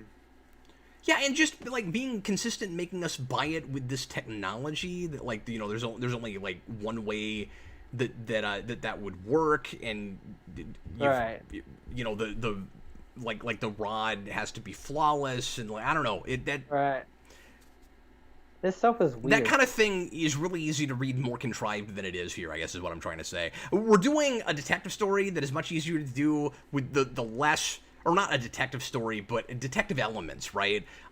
Where it's like a reverse police drama where we're on the side of not the bad guys, but the people that are currently doing the deception, the illegal thing.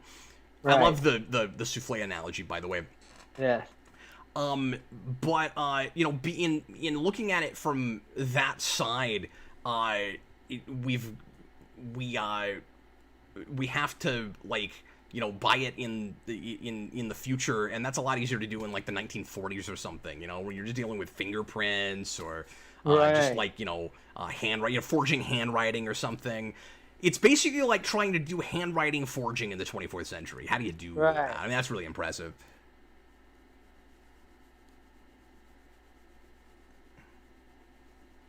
Yes, that is the Sins of the Mother episode in Birds of Prey. That is what I was talking about. Oh, that's right. Mitch Pileggi played him after that. I forgot about that. It's all coming back to me. Uh-oh, here we go.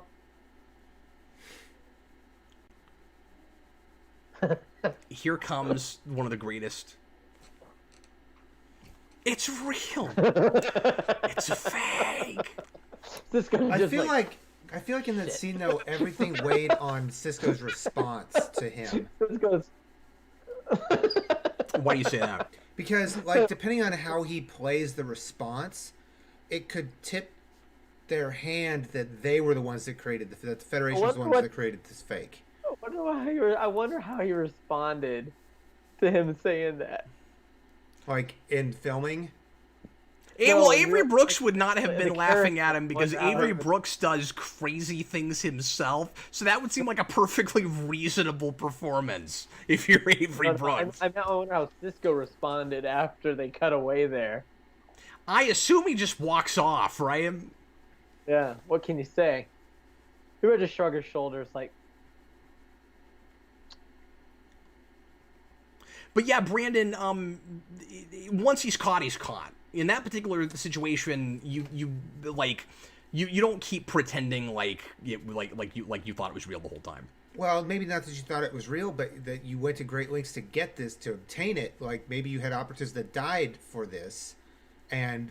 Why would anyone else fake that? I don't know. You see what I'm saying? There's no other way you can play it, but okay, you caught me red-handed. Like, I was just in the dark, much as in the dark as you. Yeah, no, you can't. No, you can't do that. That would be ridiculous. And also, you don't want to piss off a Romulan, ambassador guy like any further, like by insulting him, by pretending like you didn't do it on purpose. They're the only people that would have the any motivation for faking like, that data rod. Not that would be like Colonel Renault in Casablanca going, "I am shocked to learn that there's gambling going on at this establishment. You're winning, sir." Oh, Stephen Murphy, hold on. You are right. Star Trek does do a lot of backhanded slapping. I don't know why. And sometimes Cisco will just straight up punch a man.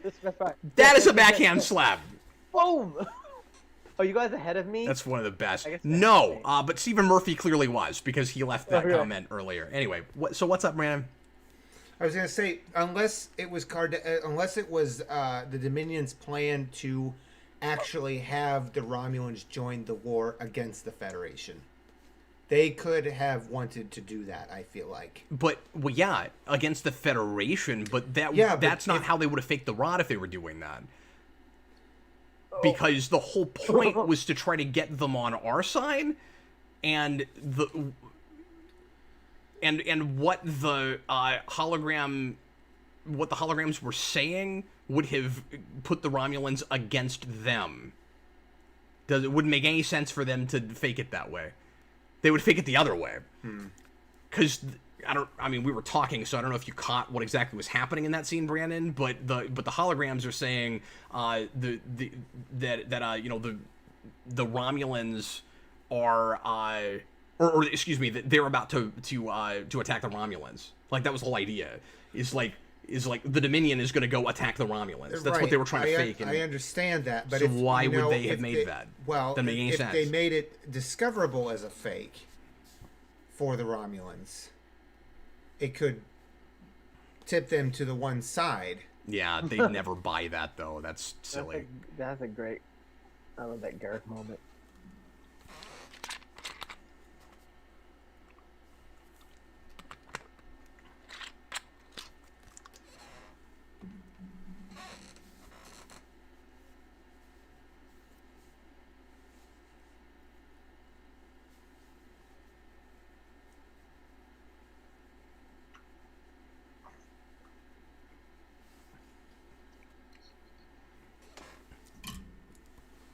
But yeah, this logic is great. That he thinks that when they pick up the rod, they'll just think that it was damaged in the first place. Yeah. Now, what they should have done, Brandon, is they should have just broke it.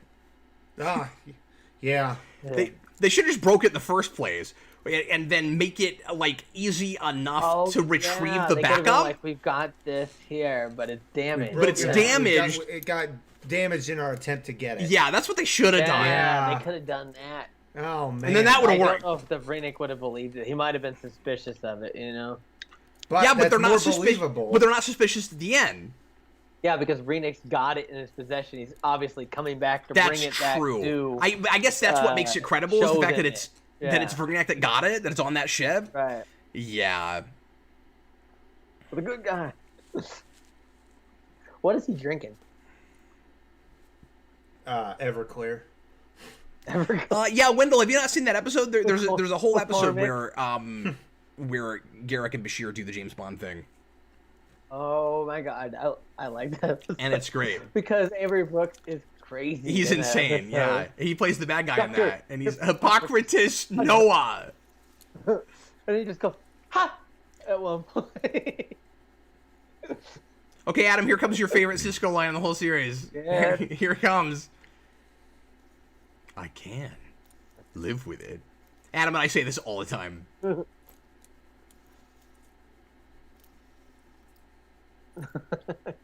He likes to really overpronounce his W's. You ever notice that? I would.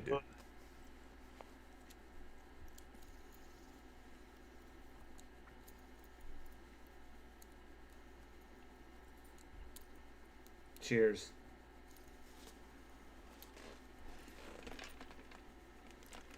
Because I can live with it. Yeah. I can. It's great. And this is one of those episodes that you'd almost think that we'd come back and talk about all the time, and I think it's fine that we don't. Yeah. And of course, it is really important, again, in bringing the Romulans in. Personal log. Yes. Now, so I've got a quick nitpick, which is it's kind of weird that he's got that is a personal log, because all the way through it sounds like just the captain's log, right? Like, he does say it's personal log at the beginning, but like he's breaking down everything that happened, which you have to do a briefing when you finish a mission. So like he would have had to do that anyway for his captain's log. Mm-hmm. So I mean, I guess that was supposed to just be, I'm going to tell you what really happened, but I don't think at any point does he say, like, okay, I gave, like, my official log, but then here's my personal log. So he has done this twice at least, in some way. But he didn't, though, because everything was off the record. He didn't make a captain's log about it. He might not have made a real captain's log. Yeah, about any of it? I mean, Yeah. like, well, I guess that's true, because, like, all the stuff that It was even all they off sanction. the record, yeah. Yeah, because even the stuff they sanctioned, they probably wanted off the record. Yeah, because they weren't even letting it know, that this prisoner had been sent to DS9 Well, you don't to make the data or right. that the Romulans were ever there. Right, exactly. So that's Right. true. So yeah, I guess you wouldn't have a captain's log at all. That's true. Yeah. No captain's log. All right, well, guys, we knocked out another really great major, like, top 5, top 10 Star Trek episode. Yes, so That's definitely great. that's wonderful, but we're only 6 meetings in, It's I know. and we've already watched some of Have the all bad greatest ones. episodes of Star Trek. Now we're going to have a bunch of bad ones. Oh, boy. Well, guys, let's go ahead and spin the wheel again and find out what our next one's going to be. Oh, yeah, I forgot we have another episode tonight. Were you about to leave? Do you want to watch another one, Adam? Let's rate it next. Yeah, I mean, we have been rating both at the end. We could go ahead and rate now if you guys really That want powerful to. Episode. Say it Right, again. That's it. That was It's that, powerful yeah. Well, that should have been the episode. big finish, I'll call right? that. Like, yeah. Let's go ahead and rate both at the end. We've been doing that. It's been nice and let's rate efficient. them at the end. I I just think forgot. if we don't, we're gonna spend too much time talking about each of these. So anyway, all right, let's spin the wheel. Here we go. Spin it. What's it gonna be, Brandon? Do it. It's going to be, I don't know. I don't have a clue. Phantasms. No. Latent image. Didn't we do that already?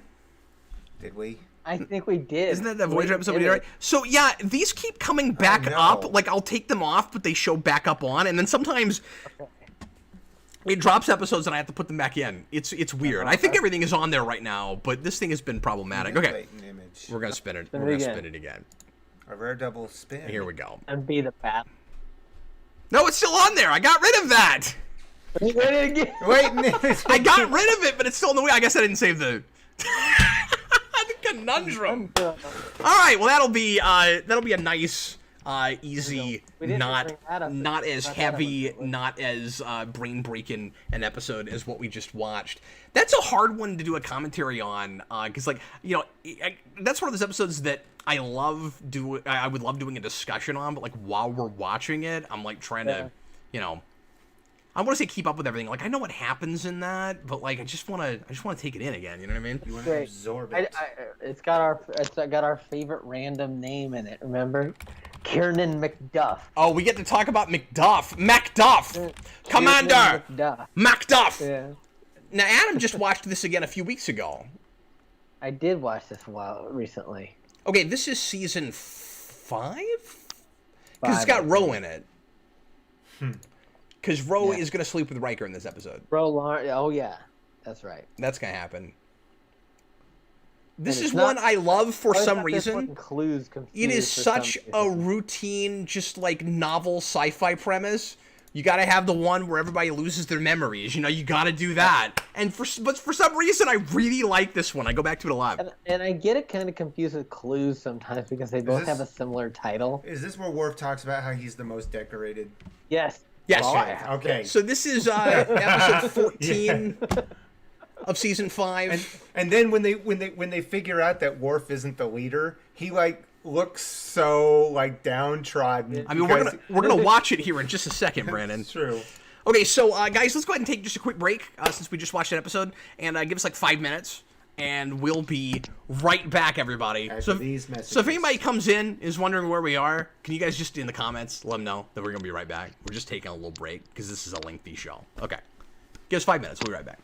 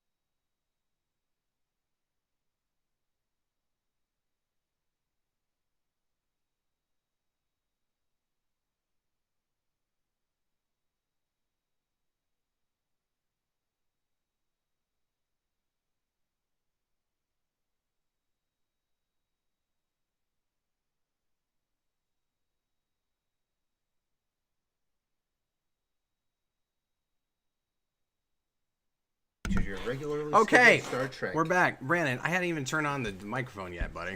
Like, Oh, I was saying that just to you. well, okay. I didn't know what you were doing, and then, yeah, I didn't anyway. realize you were turning it on yet. Okay, so, we are back, and, before we get to the episode, so the episode is Conundrum, so if you haven't set it up yet, take the time to do that. It's episode 14 of season 5 of TNG. I gotta tell everybody all of the things. I always kind of forget that not everybody is necessarily gonna know all the stuff that we do about Star Trek. So I'm like, yeah, you know, season 5 of what, You're gonna Cap? be like me. What is Conundrum? I don't know. Well, not with this, because TNG is one of the shows you actually know Well, that's true. something about. Yeah. Anyway, okay. So before we do that, though, I got Sarah's list, so we can find out what Sarah's favorite TNG episodes are. We'll see how many of these I nailed last week when I mentioned some of this stuff. But anyway, okay. So Sarah's number 10 is Ship in a Bottle, which I figured would make the list. 9 is First Duty, and like I said, I almost put that there. I'm actually surprised by that. Like, I knew she liked that, but I wouldn't have thought she would have put it that high. That's cool. Lower Decks is number 8, and I'm kind of surprised none of us put Lower Decks on. That's Like, that great, makes a yeah. lot of people's top 10s. And I think for me, it's a thing I saw. It's weird. It's for like the same reason that I like Matter of Time so much. Like Lower Decks, I saw so late, I don't even think about it that much. But then other things I saw so late, they really surprised me. You know what I mean? And then, really, Sarah, Emergence also made her list. That shouldn't have gotten on Reform 2 City. of the Yes. 4. But yeah, with the puzzle that they make, That was that all- has. Thank you, Sarah. What was on that puzzle? It was the Validated thing. Brandon. The I just puzzle couldn't was the remember. emergence life. Is that what it was? It was Yeah. just the life There's form? the Okay. thing. There's a picture of the thing. Her number 6 Something. is Starship Mine. I don't know why, but Sarah loves Starship I love Mine. Starship Mine. I was just gonna So bring I that up. almost put that on my list. Actually. Oh, wow. Yeah. I mean, it's fun, but I never think to put it on the list. Picard's saddle. That is the Tim Russ appearance. And he does a mind meld. But That's not right, mind meld. sort of. A nerve. A nerve pinch. He does a nerve pinch. pinch. Yeah. And Yeah. then I knew there was a Vulcan something that, yeah. Vulcan something. Okay, and then Frame of Mind is her number 5. Sarah loves Frame of I Mind. saw Tim Russ in an episode of Fresh Prince of Bel-Air the other day. Me too! Are you watching through that also? I know, on HBO Max. Yeah, I've been watching through that also. Oh, We're probably right man. around the same place then, yeah. Yeah. Should do a and then, show on Fresh Prince. Because he shows up at that costume party, right? That was a very weird. Why did they make a clip show after doing Nine like, 9 episodes in, they do a That clip, was a so clip weird. show in that show. I don't know about you, I skipped around. I fast forwarded through the clips. Well, see, and I made a mistake in fast forwarding through the clips because then when they get into the second part, they do They had a clip fake that wasn't- flashbacks yeah. that aren't, and I skipped past one of them and went, oh wait, that didn't actually happen. I had to go back. I know, totally bizarre. Now we're talking about Fresh Prince. Anyway. Yeah. Okay, number 4, she put Ensigns of Command. I knew she liked that, but that far up. Wow, that's great. With the Shellyak. Shellyak. I love that episode. With the Shellyak Corporate. Number 3, she put Timescape. And Timescape Which one? is great. Timescape. Yeah, you know Timescape. Timescape's That's where one everything with the gets frozen. smiley face. Or sort of, yes, and the smiley face, yeah. And Crusher gets shot at point blank range. That's great. That's actually a really cool I scene. know, It was they freaky did the first really time you good see it, special yeah. effects in that episode. Yeah. Oh, It and really good job remember the freezing bowl everything. of fruit? And that's Yeah. also the episode. hand. There's so much memorable stuff in that because that's also hand was where that? that thing. Who knows? And that's also where that thing comes from that everybody likes to quote. Where it's like he just kept talking and talking in one long unbroken Wasn't that a sentence. blooper and they just left it in or something like that? Oh, I never heard that. Patrick Stewart ad-libbed, I think. If so, it's great. Yeah. Well, he seems half out of character, so That's maybe. funny. I know, it's so bizarre. And then she said Drumhead for number 2 and Darmok for number 1. So Sarah loves Darmok so much, I bought her a Tomalak figure when we were dating. Not Tomalak, I bought her a Dathon figure when we were dating. So Oh, they made an action figure of him. I forgot. Can you believe that They was a made an thing? action figure. Yeah. it's always funny to me when Picard goes from one extreme to the other. Like when Patrick Stewart's acting like that, he's laughing at the smiley face, and then he's like, "No, no!" Like it always gets me anytime it happens. Well, he was going crazy because of the time sickness or He whatever. does that. He does. Yeah, But he also does that Patrick when he Stewart's takes kind of on famous for that. Like he does that in takes on Sarek Sarek's too. Yeah, thing, too. Yeah. And watch his version of A Christmas Carol because he does it there Well, I too. really want to see that. Yeah, he does it there too. My logic. You know, there's a recording of the Four So Seasons. much tenderness. There's a recording of of all these Four Seasons where Patrick Stewart does the poetic narration between movements, and that's pretty good too. Okay, Just saying. I don't know why you're bringing that up now. Because you mentioned other things that he's done where he's kind of back and forth. But what does that have to do with him being back and forth? Well, there's hard iciness in that, and there's Mm-hmm. also lightheartedness in that too. He's back and forth in that. Anyway, let's go ahead and watch Conundrum. And does everybody have it set up? Is everybody ready? Yes. Okay, Do it, Cap. here we go. Make it happen, Cap. I didn't expect this to come up this early either. This is gonna be fun though. Once again, if anybody, we've got one or two things put on the wheel today. If anybody else wants to put anything on, feel free to leave a quick super chat, and we will get another episode on the wheel. It looks like we've got about 20 maybe. And take latent image off. I tried to. Okay, I tried. All right, here we He just go. wants us to watch it a whole bunch. Yeah, that wheel again. just wants us to watch latent image for some reason. Everybody, Subscribe to the wheel. everybody, please press play right now. Still wish you did the whole engage. Engage. I have coffee now. Can't But- see We it. can't see it though. There it is. It was cloaked. Your copy was I'm cloaked. disappointed. I was gonna bring my Captain Kirk mug that you gave me, but Oh. it's dirty. 3D chess. Hey, it's Nomad. That chess piece looked just like Nomad. I'm glad they didn't do anything goofy like by the 24th century we're playing 7-dimensional chess. Ooh. Although, are there Maybe actual maybe rules that's for what 3D strategy- chess? There are, in fact. Now, I don't know if there's anything canonical, like, in the actual show, so, like, they were always consistent with it. I doubt it. I think they were just moving pieces I think around. they're just one piece. But there are, but retroactively, there is, I think, a standard set of rules for 3D chess. And Did there's they- there, Did they make in the original series the 3-dimensional chess thing, or did they just buy it as a store in LA? I have no idea. But what I was going to say, Brandon, is there actually is a Paramount licensed Star Trek 3D chess set. And they made a complete set of rules for it. And there's rules for it. That's yeah. awesome. That's pretty cool. Yeah, Tapax had it. That's the only reason I know about it. That would be a fun project to make, like, in spare time. Like, do something really cool out of polished aluminum and glass. I was gonna say it's gotta have glass tops. Oh, yeah. Do you remember frost the that? Do glass you remember and- that magazine, Star Trek Communicator, where half of it course. was just like things you could order? Mhm. Boy, Wendell, that is a good point. But I mean, I think we just like it because it looks cool. But he says, I honestly don't understand the need to change chess. Yes. He says it's existed the same way for donkey's years. We have computer chess now and still play on boards. Yeah, and Yeah. it's bazillions of years old.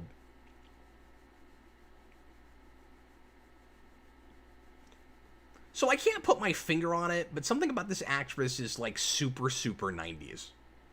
This just Yeah. feels like an actress that only exists in the 90s. Is it 90s? Is it the leotard? No, it's just everything about like the way she carries herself and her line delivery. She's just really 90s. It's 90s hairdo Yeah. for sure.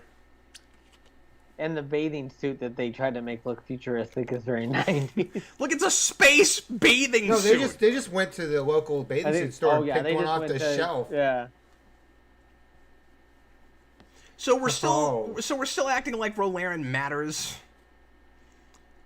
And most of the episodes she's in, she's just kind of a supporting character in, again, some kind of, novel sci-fi concept episode. Yes, maybe. I don't understand why they never made her she's like here, a main she's in cast. disaster. Well, and even not making her main cast, why couldn't she be involved in some, like, important stories? Right. And You then know? she didn't want to go and be on Deep Space DS9. Nine. I don't know what do you know what commitment she had, or I don't remember. she's not interested? I forget what the story was there, yeah. But I've seen Michelle Forbes in a lot of stuff. Yeah, she kept being character after this. Yeah. She's in some 24. I mean, she's always good. We've probably mentioned this before, but I really love how the turbo lift is used as a device to like have a conversation a lot. Yep. It's a nice. I mean, going all the way back. Yeah, but it's a nice tight space where you're in close proximity. You can really have intense conversations. I never understood on TOS why they had to hold the little handle things on the wall. No, What was I that do all because about? no, it makes sense because they don't have anything in TOS that's just voice command. Everything you have to push a button or you have to hold your hand on a thing. Push button, right? Yeah, no, that's why. I mean, it makes perfect sense for that time period. Because it was just, it felt futuristic that you could speak into something and make something happen. Right, exactly. Yeah, you're right. Push button age, precisely. That's how the Jetsons was and stuff. That's the best time that Picard says shields Oh, up there because it he's is. just like Look at the remaster of that. Look how good that It looks. looks awesome. Yeah, so this is the Sumerian Sunset. I have made a drink based on this that I make all the time. Hope you enjoy it. Whoop. It's weird how much I go back to this episode and quote it and talk about it because it's not a like real special or great episode, but there's individual stuff in it that just sticks with me. There's some great direction in it too. Like this part here. Big Yeah, old handheld. so the handheld thing is great, like the push in there, and then Geordi's line makes this scene because Right. we don't know what's happening right now, and what you'd usually do with this premise in a show. Here it goes. Yeah. but That's you're gonna have to fantastic, take and we his still word have for it. no idea what's going on when he says "What the Yeah. hell." And there's gonna be a reveal here in a second too, that they do real kind of subtly. Yes.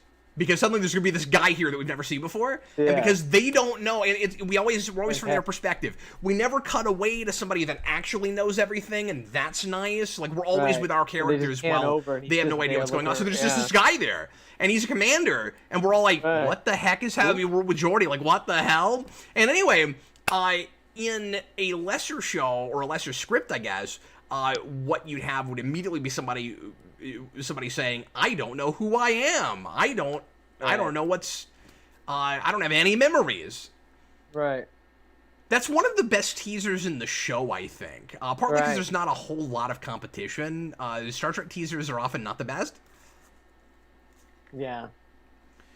A lot of the time, it's just some cute scene, and we don't know how it's going to inform the episode. It doesn't really make you want to come back. But this is actually establishing the premise. Those are really great ones. Yeah.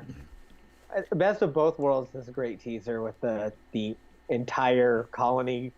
Well, and now that I gone. say that, I think a lot of the best teasers actually are for these kind of one-off, like standard sci-fi premises, where the kind of things that every show's got to do. So, like, Cause and Effect has one of the best teasers because immediately you just see the ship explode. Like, well, Yeah. you're gonna come back after that. You don't know it's a causality loop yet. Yeah.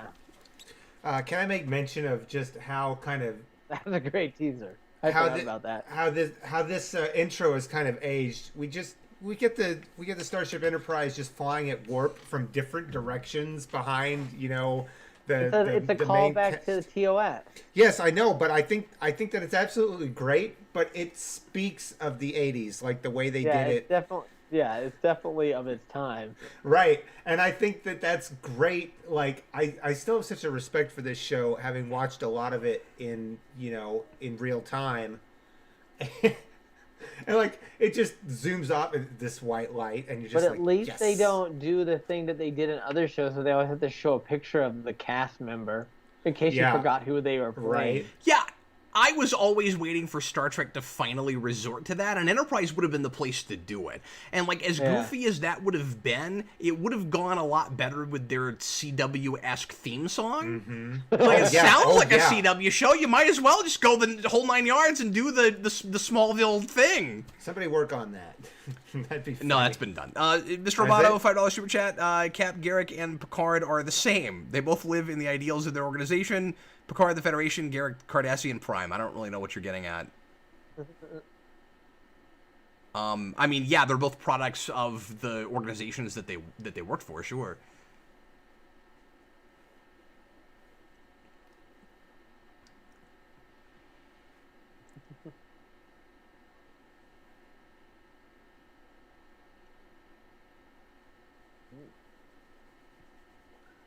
So, but who wrote that? Barry I couldn't even say that's that not name. A, I that's don't not know. a name I recognize. I've never no. seen them before. And Les Landau is one of the main directors on the show. He does a whole bunch of these, and he's always good. Sometimes he's just kind of serviceable, but he does some really fun stuff in this. Yeah.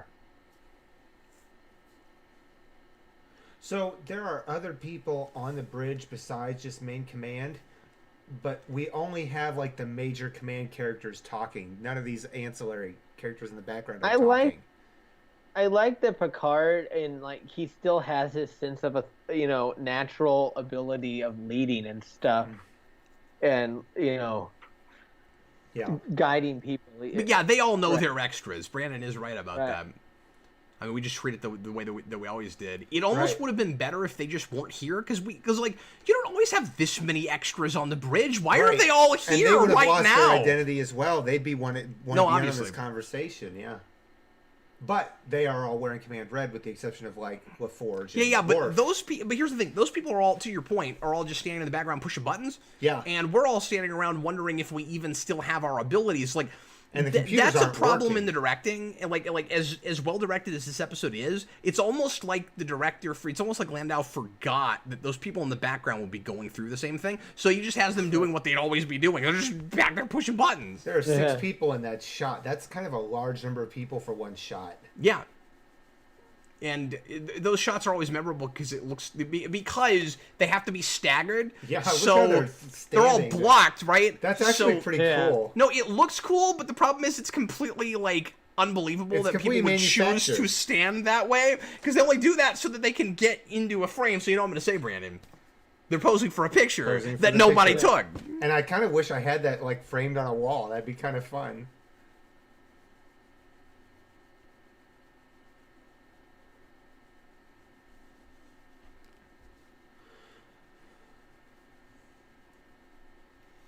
Stephen Murphy, are you saying that was the writer of Time Zero?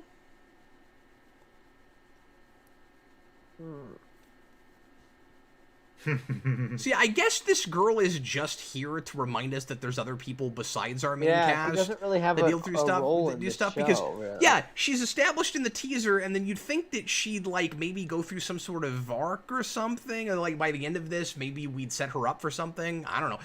I'm pretty sure after this scene, we never see her again. Yeah. I think she's only here to be in also this scene.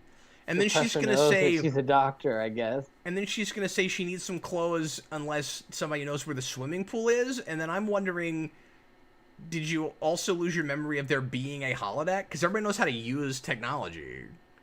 But I guess they don't know what the other technology is until they use it. She just picked it up and knew how to use it. She didn't even think about it. Instinctively. Yeah. Yeah, I know. But that's why I'm saying, like, when she's like, where the swimming pool is, there isn't a swimming pool, there's a holodeck.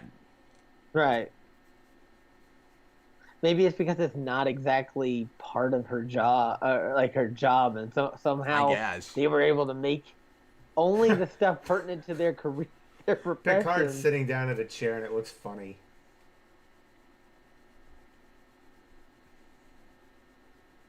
The Worf. But yeah, I think the reason this episode works so well is because it's the premise of it is, well, what's the thing we haven't done yet? Because we have to make so many of these. But it's not directed that way, and it's not like the overall presentation. It feels a little weightier than that. She really looks like she needs a booster seat right now. She was like really low. Somebody get Rose some phone books. She has similar hairstyle to Worf. That's why Worf looks better with the ponytail that he gets later. Oh, he so looks much better with the ponytail.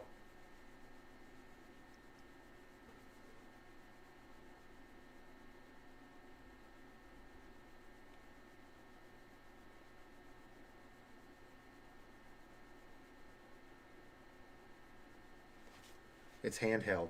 The computer core. It's handheld. He wants to get his hands on the computer core. Get his hands on it.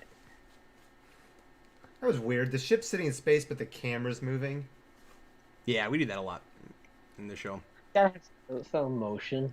Yeah, exactly. It gives you a sense of motion. Because otherwise, it just wants to let you know that you're not looking at a still image. I mean, that's why we do that. Yeah. Right. It's like a sitcom. It's like a sitcom where they just have the stock photo of the building or whatever. That was the thing in Fresh Prince I thought was really funny too, is that sometimes you would have like a shot outside of a building and it's just a picture. Like they show a school at night and it's just sitting there. And you're like, you couldn't have taken a camera out there and filmed it?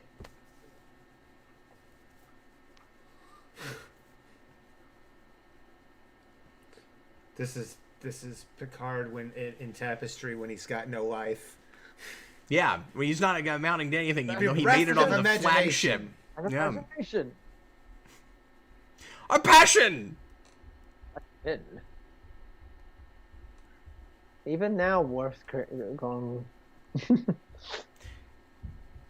Yeah, Mr. Roboto, Busted Sim is right. Starfleet admirals did never stop being evil.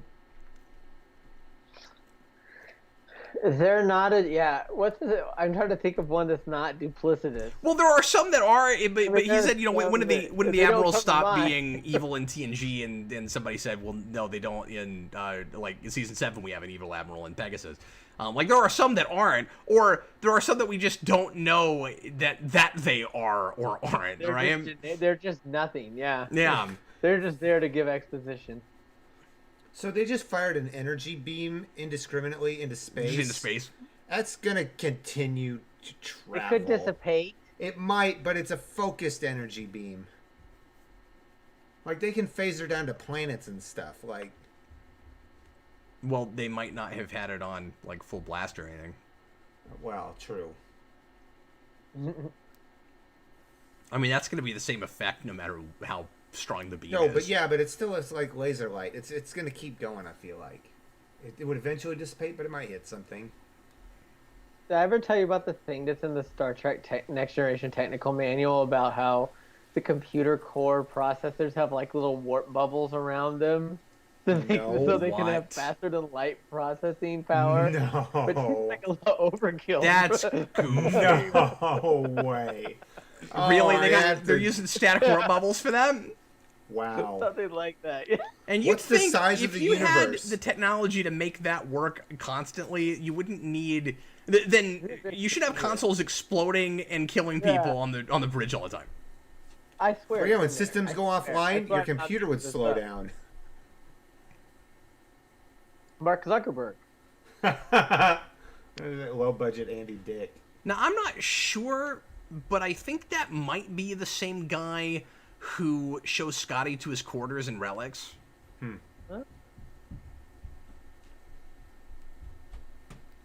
Where Scotty's trying to tell him a story about, I think, Alana Troyes or I've something. gotta go. I don't want to listen to this. Yeah, and he just goes, "Yeah, I got things to He's such a do." jerk. Yep. And then Doohan's response is fantastic because he just goes, Yeah. "Thank you." Yeah. It's great. You know, they never use these. You know those computer panels on the side of every wall in the corridor. Mhm. They use them like in the first season, and then they never use. Every them. now and again, somebody will walk up to one and turn it on, and I'll be reminded that it's always not just glass. It's always Oksana Troy. Well, but also And too, she always taps on it like this. yeah, and it's funny being the voice of the computer, how she has to always try to manually operate the computer when she's on board. But like most of the time, we see those panels operate when they want to use the holodeck. They use the panel right next to the holodeck door. Busted Sim Nechayev being a good admiral is really debatable.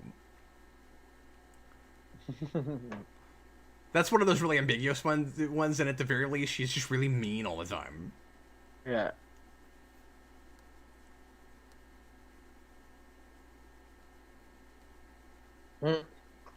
So I like this thing with Riker and Ro a lot. Like you wouldn't expect them to have any chemistry, but they do, and it's kind of it's kind of charming. It's kind of cute. It's classic sitcom. And then you wish, yeah, no, you're right. It is very sitcom-y. And then and this sort of pseudo love triangle thing is too.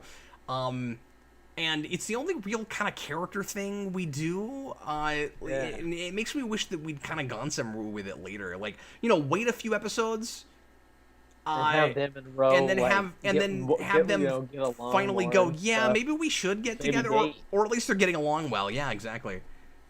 I would think if she had been on more after the season, we probably would have done that. All right.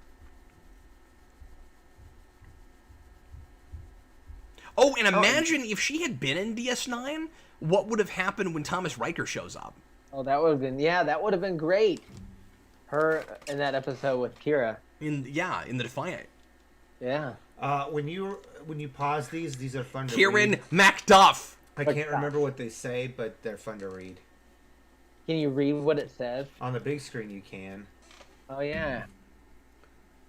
I bet you couldn't do that on the old one, on the standard def version. Lots of the panels said stuff like that the crew would see up close. Yeah, like funny little things. Funny Yeah. things on the panels.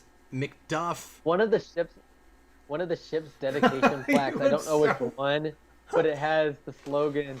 This is the story of a little ship that took a little. Yes. trip. So Yeah. there's a thing I gotta say about this because Brandon, you laughed at that. I've always thought that looks like a kid that tried out for a role in a play. Thespians in high school, and he didn't get the part, and he's all disappointed. Like, he's looking over everybody's shoulders on the wall to see if he got the big role. He's all sad that he didn't get in the play. It's like so that. Mercer Create left a $2 super chat and says, "Love Trek. Frame of Mind is an underrated TNG episode. Not in this group, because 2 out of 4 of us had that on the list. So, I don't know if you meant to put that on the wheel, but you named an episode and gave a super chat, so I will put it on the wheel. Thanks very much to you. So, Frame of Mind is now on the wheel. So Worf, I had to put a Frakes episode on there. Worf just immediately backtracked from. See, that's what I had. I was trying to come up with a good Riker episode. But Worf was Frakes in is this. like the in Rodney this Dangerfield of Star Trek, but he gets no respect. Worf was in this command Well, situation. Chakotay even more so. He was in this command Chakotay situation. when he- doesn't warrant any respect. When Worf finds out he's no longer in command, he immediately retracts anything he'd already done, and he says that he took a position of authority that was unwarranted. I would say Worf has plenty of authority as chief security officer, and that it wasn't unwarranted, and that he should realize this if he's the chief security officer. I think that was kind of but he walked it back too far. But he was making executive decisions that weren't his to make. It wasn't just security stuff. It was executive decisions. Yeah, that's true. Yeah, that's true. If they had continued on, Worf would have had them going on the mission against the what are they called? The Lycians. Yeah, the Lycians. yeah. There you go. Lithium Central Command. Yeah, they're famous for creating the Lycian battery, Adam. So this thing It looks like another thing we've seen. is a reuse. This model is a reuse of something about that from planet. an episode, one of my bottom list of Star Trek episodes. Ooh, let's put it on ever.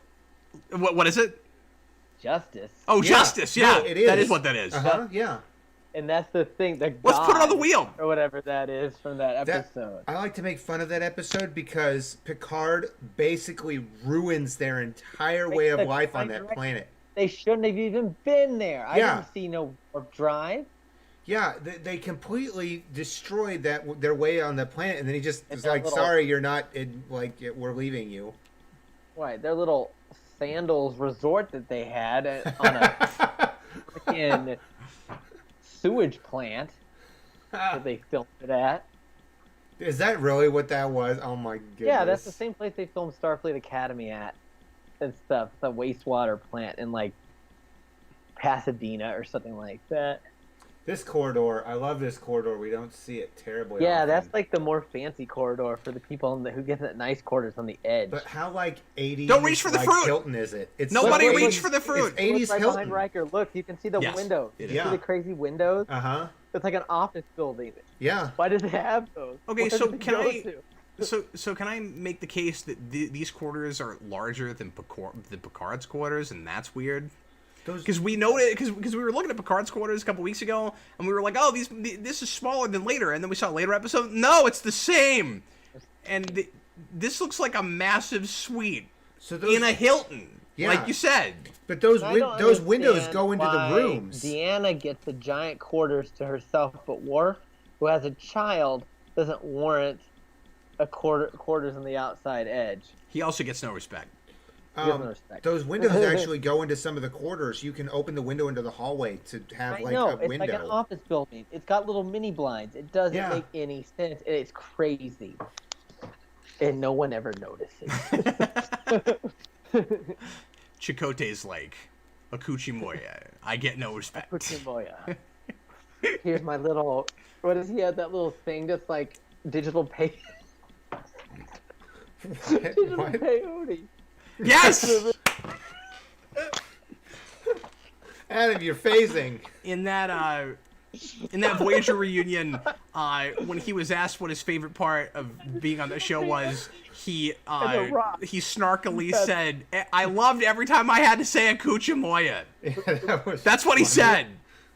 That And was then he his never gave blanket. a real answer. He just said that. His medicine blanket was a rock.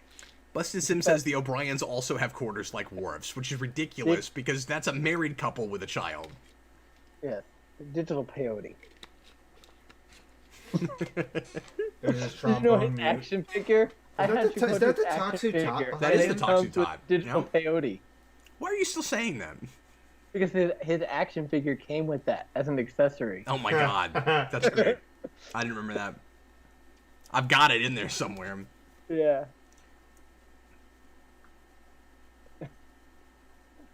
Okay, so I guess anybody Oh, can just get boy. into anybody's quarters. Yeah, they don't have Yeah, plot. they've done that before. Well, yeah, but here's the thing. You can assume that in other episodes that it's because of, like, command authority and stuff, like letting people into rooms, but these people don't have their memories, and she wouldn't have those codes anyway. So I have to assume, based on just this episode, that anybody can walk into anybody's quarters for any reason. She used the credit card.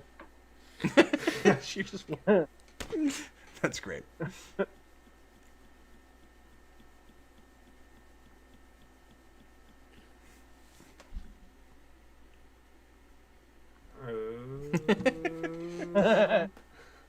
Yeah, I mean, this is some pretty, standard primetime drama stuff, but...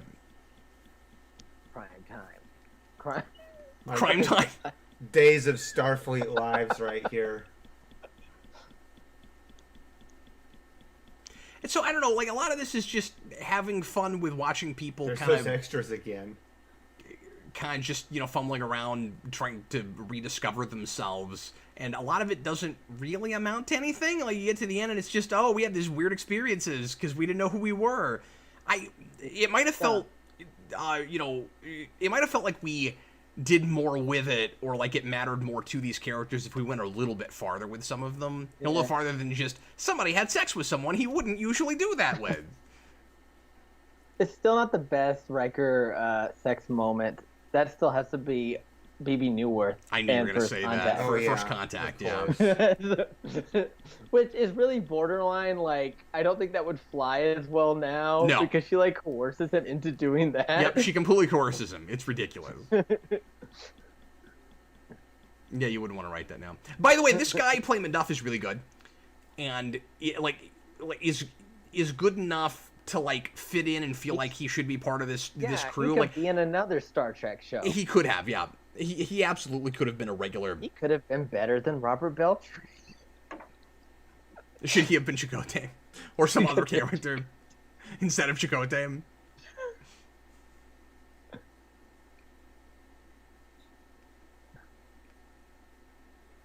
Why wasn't Chakotay like it? Why didn't they like have him from an actual like real Native American tribe instead know. of something They had to that make up white something. writers just made up? Exactly like Smallville later would do. Yeah. They did the same thing. They made up an Indian tribe. The Rubber People or whatever it was. Well, yeah, Voyager was dumber than what it was. Smallville sounded more credible. They were the Rubber Tree People. Yeah. Remember the Rubber Tree People? Hmm. Ooh. That looked good. Bustism says, I think this episode's point is showing people doing things they've thought about but never would because of whatever restrictions they place on themselves, which are all gone. Yeah, but we just don't do enough of it with enough different characters. So there's a couple of good examples of that where it's like, I guess the question is, like, how much of the decisions we make or who we really are is, like, just ingrained in us, and how much of it is actually connected to memory. But so much of this episode is just, like, dealing with these orders and trying to decide whether or not we're going to follow them, that we don't get to explore enough of that. Do you buy, did they give an explanation, I missed it, that they would continue on this mission in their current state? Well, I mean, that's kind of the whole idea, right? And I keep going. It's like, they keep questioning it and kind of fighting it, and then at the end of the day, the answer is going to be no. Right. Like they just get pushed up to a... Yeah. to a Also, wall. the new guy on the bridge, he says good job, Captain, after he destroys the vessel, and it's completely out of any sort, like, you wouldn't say that. Good job. I feel like, You murdered those people. yeah. But the nice thing good is, show, but the nice Captain. thing is, because they've lost their memories, they don't know how out of place it is for him to say Right, that. uh-huh. So he can get away with a lot They don't right even. now. Yeah, they have no idea who they are. Exactly. Where they are, I also think that this is a part of. really odd, elaborate way to get a starship to do whatever you want it to. It's crazy. Why they have like? Why didn't they spend all their effort developing this technology when they could have just made some better weapons? It's a really good point. Or why not just steal the ship somehow? I mean, I guess I guess doing it this way, it feels more like through proper channels, so that, like, Starfleet wouldn't find out about it. So, like, a fleet of ships isn't going to show up. I guess that's the idea. You don't have to steal the ship episode until next season with Rascals. Well, I say that they have to cut off communications with Starfleet so they don't find out about this, right? Because Yeah, they have to do the idea is supposed to be that they... No, I'm wrong. Because the idea is supposed to be they think they're getting their orders from Starfleet in the first place. So at that point, why don't you just cut off the communications and steal the ship and then fly it and blow it up and blow up whatever you're wanting to blow up with it? Why this elaborate ruse? Right. Oh, just because we want to do this, you know, They could have this just killed the premise. crew, taken the ship.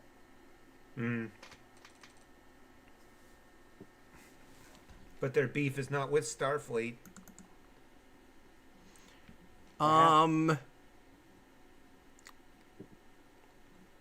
I love KOP79. Could you add Rascals? If No, you no, I if you just want to said put it. if you want to put an episode on the wheel, you have to leave a super chat. That's how we're doing that. Otherwise, everybody's gonna want to put a whole bunch of episodes on the wheel. So we're just doing it through super chats. I was just joking. That looks really cool. Wonder where that prop my is num- now. He's my number one dad. I love how in man. Rascals or later in Deep Space Nine, Odo calls out Worf about how you let a bunch of Ferengi take over the Enterprise. Yes, remember that? Yeah. When Worf was trying to tell him how to do his job. Now, if I'm Picard, I'm not gonna do any, like, war mission until I'm actually able to talk to my superiors. Like, I get that they've manufactured, like, a ticking clock, and it's like, we've got to go deal with this, but it's, to Brandon's, your question earlier, like, everything about that is so insanely suspicious. It makes you wonder how these aliens ever thought this would work. Right, uh-huh. Alaska. Not Canada. Is that in Lower Decks when the guy... Yeah, see, he actually says- picks up the Toxutot. Toxutot. Now, was that the Toxutot, or was that the thing that he gives? Oh, no, that's the Picard? Horgon, isn't Yeah, it? it's the Horgon that he gives him to attract the No, women. that could have been the... There's another Toxutot inside that Horgon. Yeah, no, I'm sorry. I forgot what it was called. No, that's the That's Horgon. not a Yeah. Horgon, Brandon. That's a Horgon. Horgon conclusion. I just love that it has that word in it. That's just... So Riker almost gets it on with two people Horgon. in this episode. Yeah, it's sort of a love triangle. Awkward. Except without all the irritating baggage of a love triangle. He did the Picard maneuver, No, that's the Riker the maneuver. Riker maneuver, yeah. Or no, that is the Picard maneuver, because Riker's is going over the chair. We always talk about this. Riker But Riker does is that as much weird, as yeah. Picard, Yeah, that I I know. think it counts with both. And also flying the Enterprise with the joystick they bought at CompUSA. He kind of climb over it's a row weird. like he climbs over a chair. It's weird earlier when he... Good one, Brandon. It's weird earlier when he's when she if memory serves, because we've been talking about this, she's like, maybe we're married, and I'm like, you have separate quarters. I don't know why you would think that, and you've already looked at your quarters, so I don't know why you would think that. So this is also really suspicious. Like, specifically, the files that would tell us anything about ourselves are gone. Yeah, weird. Gee, it feels a whole lot like maybe somebody's doing this to us on purpose. Hmm. And then you also have the whole thing where, like, the ships of the enemy This guy. barely I volunteer. barely have any weapons. And then, of course, when we get to the end of this, we're going to go to their base, and the base is going to be, like, nothing. And you can blow it up with a 1-4-ton torpedo. And they come out and say that. Like, 1-4-ton torpedo would blow that up. 4-ton torpedo at the end of their war. Try So, yeah, broadening no- the bandwidth. No, Brandon, at first, I told you, that's what this is about. Like, obviously, they're questioning This stuff guy's they haven't great. decided yet, He's but they making go this whole farther thing. than maybe Look they at would this. have. Yeah.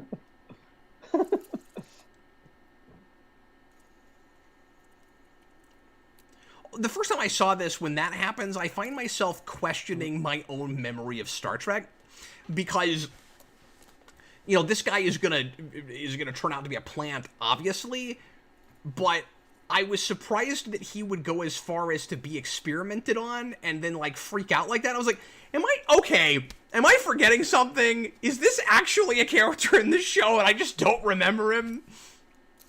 So he, I think he got this job because he's like the Tom Hanks of the Saturns. But he He's a really good actor. He is obviously really good. took He's a that really good role actor. because he didn't want it to work on anybody else. He Well, yes, wanted of to course. be the one, and I think that's kind of a. Oh, there's that crystal again. Yeah, he's got to do that so that nobody else gets their memories back. Right, exactly. Of So course. he shows that it's That a looks dangerous positively procedure. Kryptonian. Yeah, right.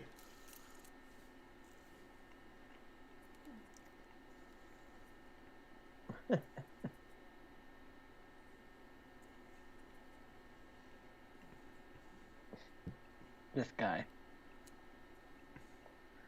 Yeah, Busted Sim, I saw that somebody was making those intake videos where they take bloopers and put them back into scenes. Yeah, I showed you that. Yeah, you showed me one.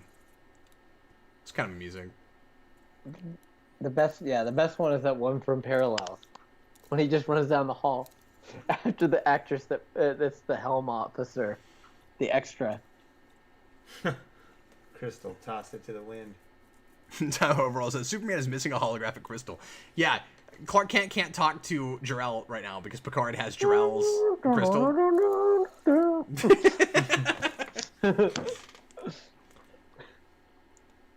See, it turns out that's actually where the initial holographic technology comes from, Adam. It comes from Krypton. They developed the big Jor-El head into the holodecks that we see now. You can see a direct evolution there. I've always wanted a copy of that painting on the back wall. Yeah. That'd be. Really I'd great rather to have the it. Battle of Heroes. Battle of Road. Oh, there's a cool outside shot we don't They've get very used this often. shot a couple of times. No, they do it a Use couple times. You know where we first get there, that right? The best of both Best of worlds. both worlds. That's right. Yeah. We also do it, if memory serves, at the end of Drumhead. Mm-hmm. Yeah. Yes. It's either in Drumhead. I need you Now- to go murder people. I need you trying to remember. to help me In do a Drum- mutiny. Now in Drumhead, aren't they in the observation lounge at the end? Yes, but you're right. But it is an outside shot like that But they do an from the outside window. shot of That's that, which is I even knew more I knew with it. something was off about my memory with that. I couldn't remember where That's even more. they weird. weren't in That's that the only room. time I could think of that.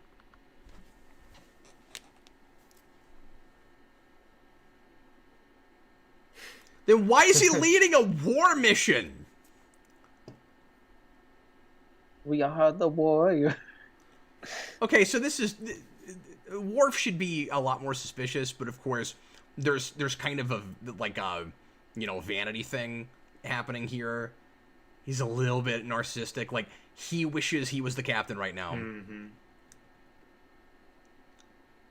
I think that's interesting because it occurs. I've never had this thought before, but it occurs to me that Worf's always been ambitious, but he never seemed Riker ambitious. Like, he always seemed pretty happy being in the station he's in on the Enterprise. He doesn't seem to be working like really hard to make captain like by a certain age or something like Riker always was. But then in this, when he loses his memory, is right away it's just, I should be in charge. And so I wonder where that's supposedly coming from. I'm not even saying that it's necessarily inconsistent with his character. I just wonder where that comes from. Oh, I'm gonna send you this right now. Okay, so David just put peak performance on the wheel. Mm. That's a good one. With Stratagema. Mm-hmm. Stratagema. I mentioned Rami. Stratagema earlier. Why have you fired on one of your own starships? Oh, peak performance was one of Sarah's runners-up. I didn't realize that she had a list of those, too. Cool. She also mentioned Sins of the Father, which was the first episode of TNG that she saw. I showed her that first, and that's what got her hooked on Star Trek. Hooked on Star Trek. You get her Worked for program. me. She put Reunion on the list as well. That's a great one. I love Kalar. This looks awesome. That was so cool. The perimeter. It was too easy. Man, there's a lot of stuff about this episode that's actually kind of silly the more we're talking about it, but I still really like it. Warts and all. Brandon, that's always a shot I like a lot. Where we go up from over the top of the saucer. Yeah. And that looks really pretty. It's definitely cool. So, can s- we assume that Central Command is what governed over that planet in Justice? Like it was the Lycians? That's hilarious. If that was actually the case. Although, look how pretty this thing looks as opposed to what it looks like in Justice. Oh, Sarah also mentioned Face of the Enemy. Hmm. Which I almost put down in runners up. It's great. That's the best Troy episode, hands down. Yes. She put Quality of Life on her list. Hmm? Is that the one with Yeah. David Ogden Stiers? What are you talking about? The Laksawa. What is Quality of Life? Quality of Life is the Exocoms. Oh, that's right. I was thinking the one with Laksawa, Troy, and the guy from MASH. And she also had relics on her runners up. Thine Own Self she wrote down. I'm surprised by that. Do you remember what Thine Own Self is? It's radioactive. Ah, I like he's that. a mountain man. Yeah. Iceman, Brandon. He's an Iceman. Iceman. Oh, Iceman. Pegasus and Oh my god, Phantasms. this has one of my favorite special effects moments here. You're right. This guy is so good. He's kind of he's kind of Here it is, wasted when in they this shoot him. Watch role. when they shoot him. Yes, it's Look at awesome. that. That's great. And it looks like it's like season 2, right? Like it reminds me a lot of Yeah, it looks like Conspiracy. Crazy stuff. Mm. Looks like Conspiracy, yeah. That's great. But no, like he's really good in this, and he's the right guy for this role. But he's also kind of wasted in this because he should have been a recurring character in something. He should have come back and played somebody else in DS9 because that's not unprecedented. And we did that a lot, right? Where we'd have like the whole Nicholas Locarno thing. And also, let's see, who is it? I'm trying to think. McDuff. There's somebody else who comes in and plays a Starfleet character in DS9 who was also somebody else earlier. Was it the actress that plays Ro? Did she come back again? No. She was in that episode with David Ogden Stiers, Charles Emerson Winchester from MASH. She played his daughter. That was the first time she was in Star Trek, but no, I don't think she ever came back. Okay, who was it? Because I know it was somebody we'd seen before, and I just can't place it right now. Who was it? Who was that lady in the two-parter with the Federation president in DS9? Oh. You know who I'm talking about? That's the lady that plays Leah Brahms. That's Leah Brahms. That's what it is. Okay, I knew it was somebody from this show that was recurring. That's who it was. Thank you. What are you drinking? Because that's not a Sumerian sunset. Captain That looks look- like cough Captain medicine. doesn't look Why cool. are you I don't drinking know. cough medicine? Look at that. Riker comes in and realizes he's got apologies to make to 2 women. And Right. And Brandon, I don't know what that is, but it's green. It's but green. It's green. And this time it's actually green. It's also cough medicine. It's like in Mary Poppins, rum punch.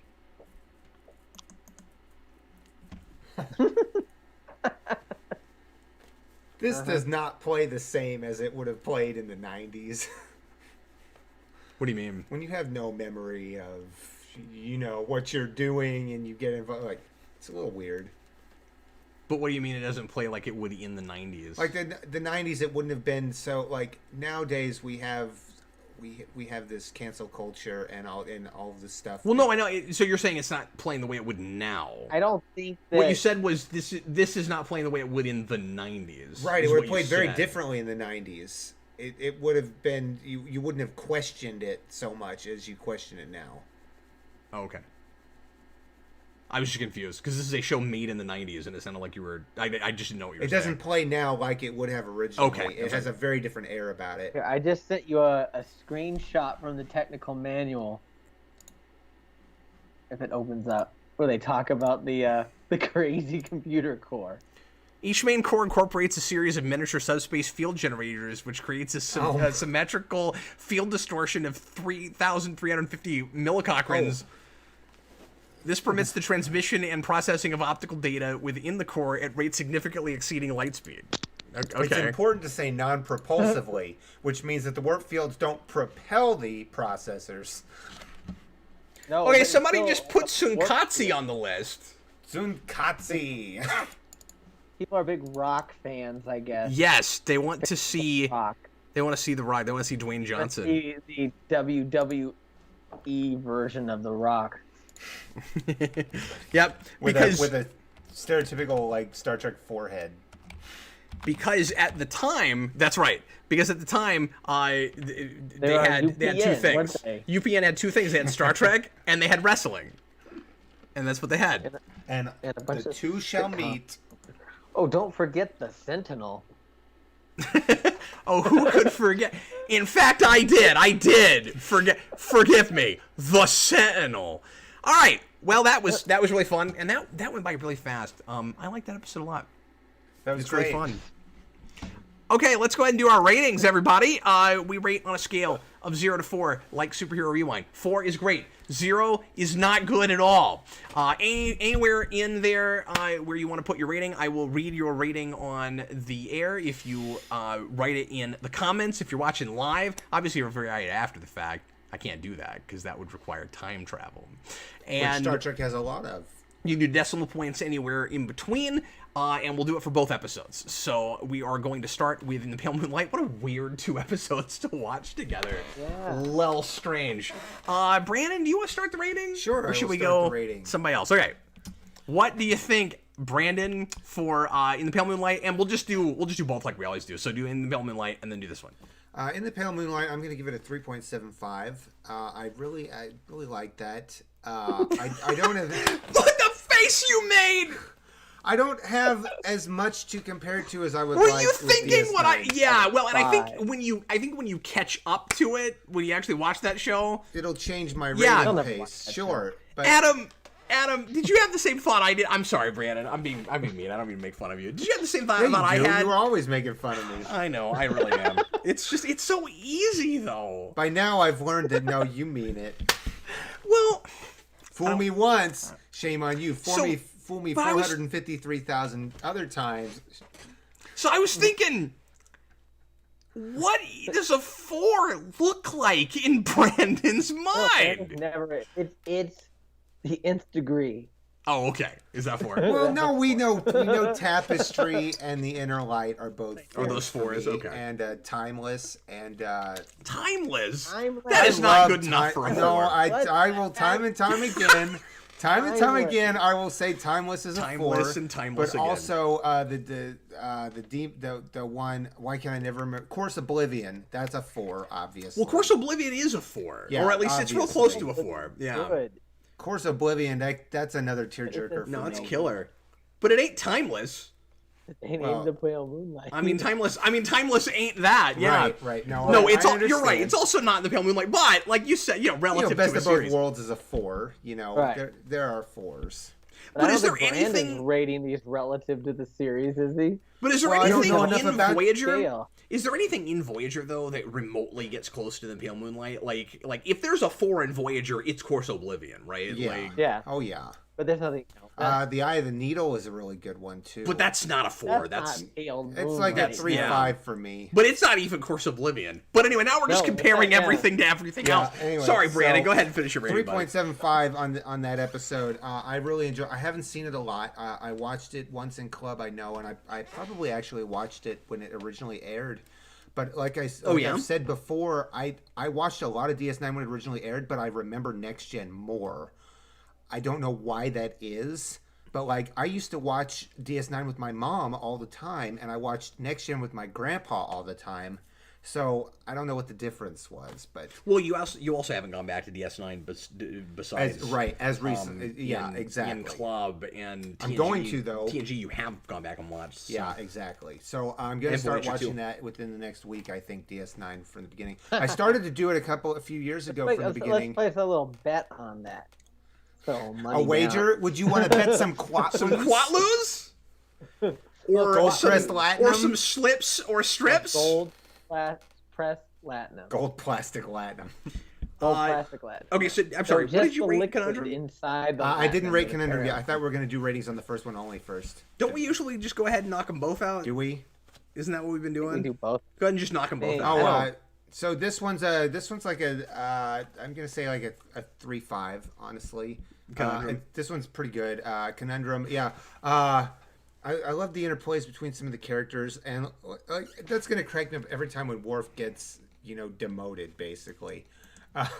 Yeah, but no, it's got some good lines in it, and for a walk-on character like that, one-time character, like he's not bad. He plays his part well.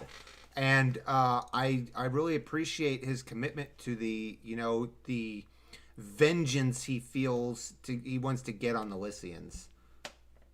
Adam, what are your ratings, sir? And Pale Moonlight is a 4. Are you sure it's not a 3.75? I love that you that. said that like definitively, like it's just a fact. Like that this is That's this a is fact, not. Jack. There's nothing subjective about this. That's a form. That's hilarious. And Conundrum, I'll give it I guess a 3. I think My would be ratings are fair. exactly your ratings. Yeah. Yeah. Like I for whatever reason I go back to Conundrum all the time, but like grand scheme of things, and it's a little hokey, right? It's just fun to watch. It's got a lot of It's great fun like episode. in individual components, but like it's not a. With respect, I don't think that's a 3.5 episode. I think that's a 3. Mm-hmm. Well, let's see what some of the folks in the comments are saying. Indiana Trekker Did 26. Jason watch today? He did. We'll see if he put a rating in. Pale Moonlight 4, Conundrum 2.5. Tom says 3.5 for the first episode and a 3 for Conundrum. Let's see, Busted Sim 4 for Pale Moonlight, Conundrum and 2.5. A lot of people saying that. Mercer Create just wrote 4. I love KOP79. Pale Moonlight is 2. Conundrum is a 4. Busted Sim says that I'm a Tellarite to Brandon. I'm a Tellarite. Because we were talking about how I What? make fun of you too much. I don't know how that makes me a Tellarite. I don't know either. Am I looking for things, Brandon? Are you you're the Maybe. Tellarite from the TOS that looks just like a plastic mask? That's not... Oh, Tellarite! I'm sorry. I was thinking of Packlid. I don't know what I was thinking. Oh. I went to Packlid. I got really confused. Yes, I am a Tellarite to Brandon. That's true. You really just like to argue? Apparently. Mercer Create Pale Moonlight 4, Conundrum 3.5. Wendell says Moonlight 3.5, Conundrum 2.5. Cap wearing his shirt this episode 4. Thanks for that. No, Ja- you should have said priceless. Jason. For everything else, there's Gold Press Platinum card. That is what I should have said. That's, yeah, there was a real missed opportunity there. Well done. Well, I'm still kicking myself for thinking that a Tellarite was a backlight. Jason is hilarious. He wrote, in the pale moonlight 3.5. The monkey all of a sudden. It's a Spike Lee movie now. And then he wrote, Conundrums 3.8. He put Conundrum over in the pale moonlight. Well, he's 10. Jason? Yeah, that's what he did. He's just being contrarian. But that's okay. Everybody's entitled to their opinion. Because Busted Sim thinks that Timeless is better than Course Oblivion. So I guess everybody's entitled to their opinion. Let's see. David Crabtree says Pale Moonlight is a 4 and Conundrum is 3.5. Busted Sim says Year of Hell would be a 4 if not for the total reset. Oh, Year of Hell is another 4 Year for of me Hell, in Voyager, that would be despite close. the fact. I mean, Except for the ending. most Yeah, the time ending travel is we do in rough. Star Trek resets itself. Most of it, not all of it, but most Which of it. is why the majority of it, I couldn't begin to go that far in a rating, buddy. I know it's tough, but it still is a standalone. It's 4 for me. Yeah. Busted Sim says the reason that I'm a Tellarite, apparently, to Brandon, is because Tellarites show respect through insults. Oh, Yes. if you think that's respect, Thanks for trying to dig me out of that hole. I appreciate the it. little colored fruit too that they apparently that was all they had to eat. Remember on that? TNG. Yeah. 15 years of knowing this guy, and like I still can't get no respect. Yeah, just like Chakotay. You should just start saying Akuchamoya all the time. Akuchamoya. Akuchamoya, I can't get no That's respect. my favorite part of Star Trek Club is Akuchamoya. You know, we should have made fun of that more, Maybe a little bit. but we didn't. Anyway, what would your spirit animal be, Brandon? My spirit animal is White people really came up with that. You can tell. Oh my god.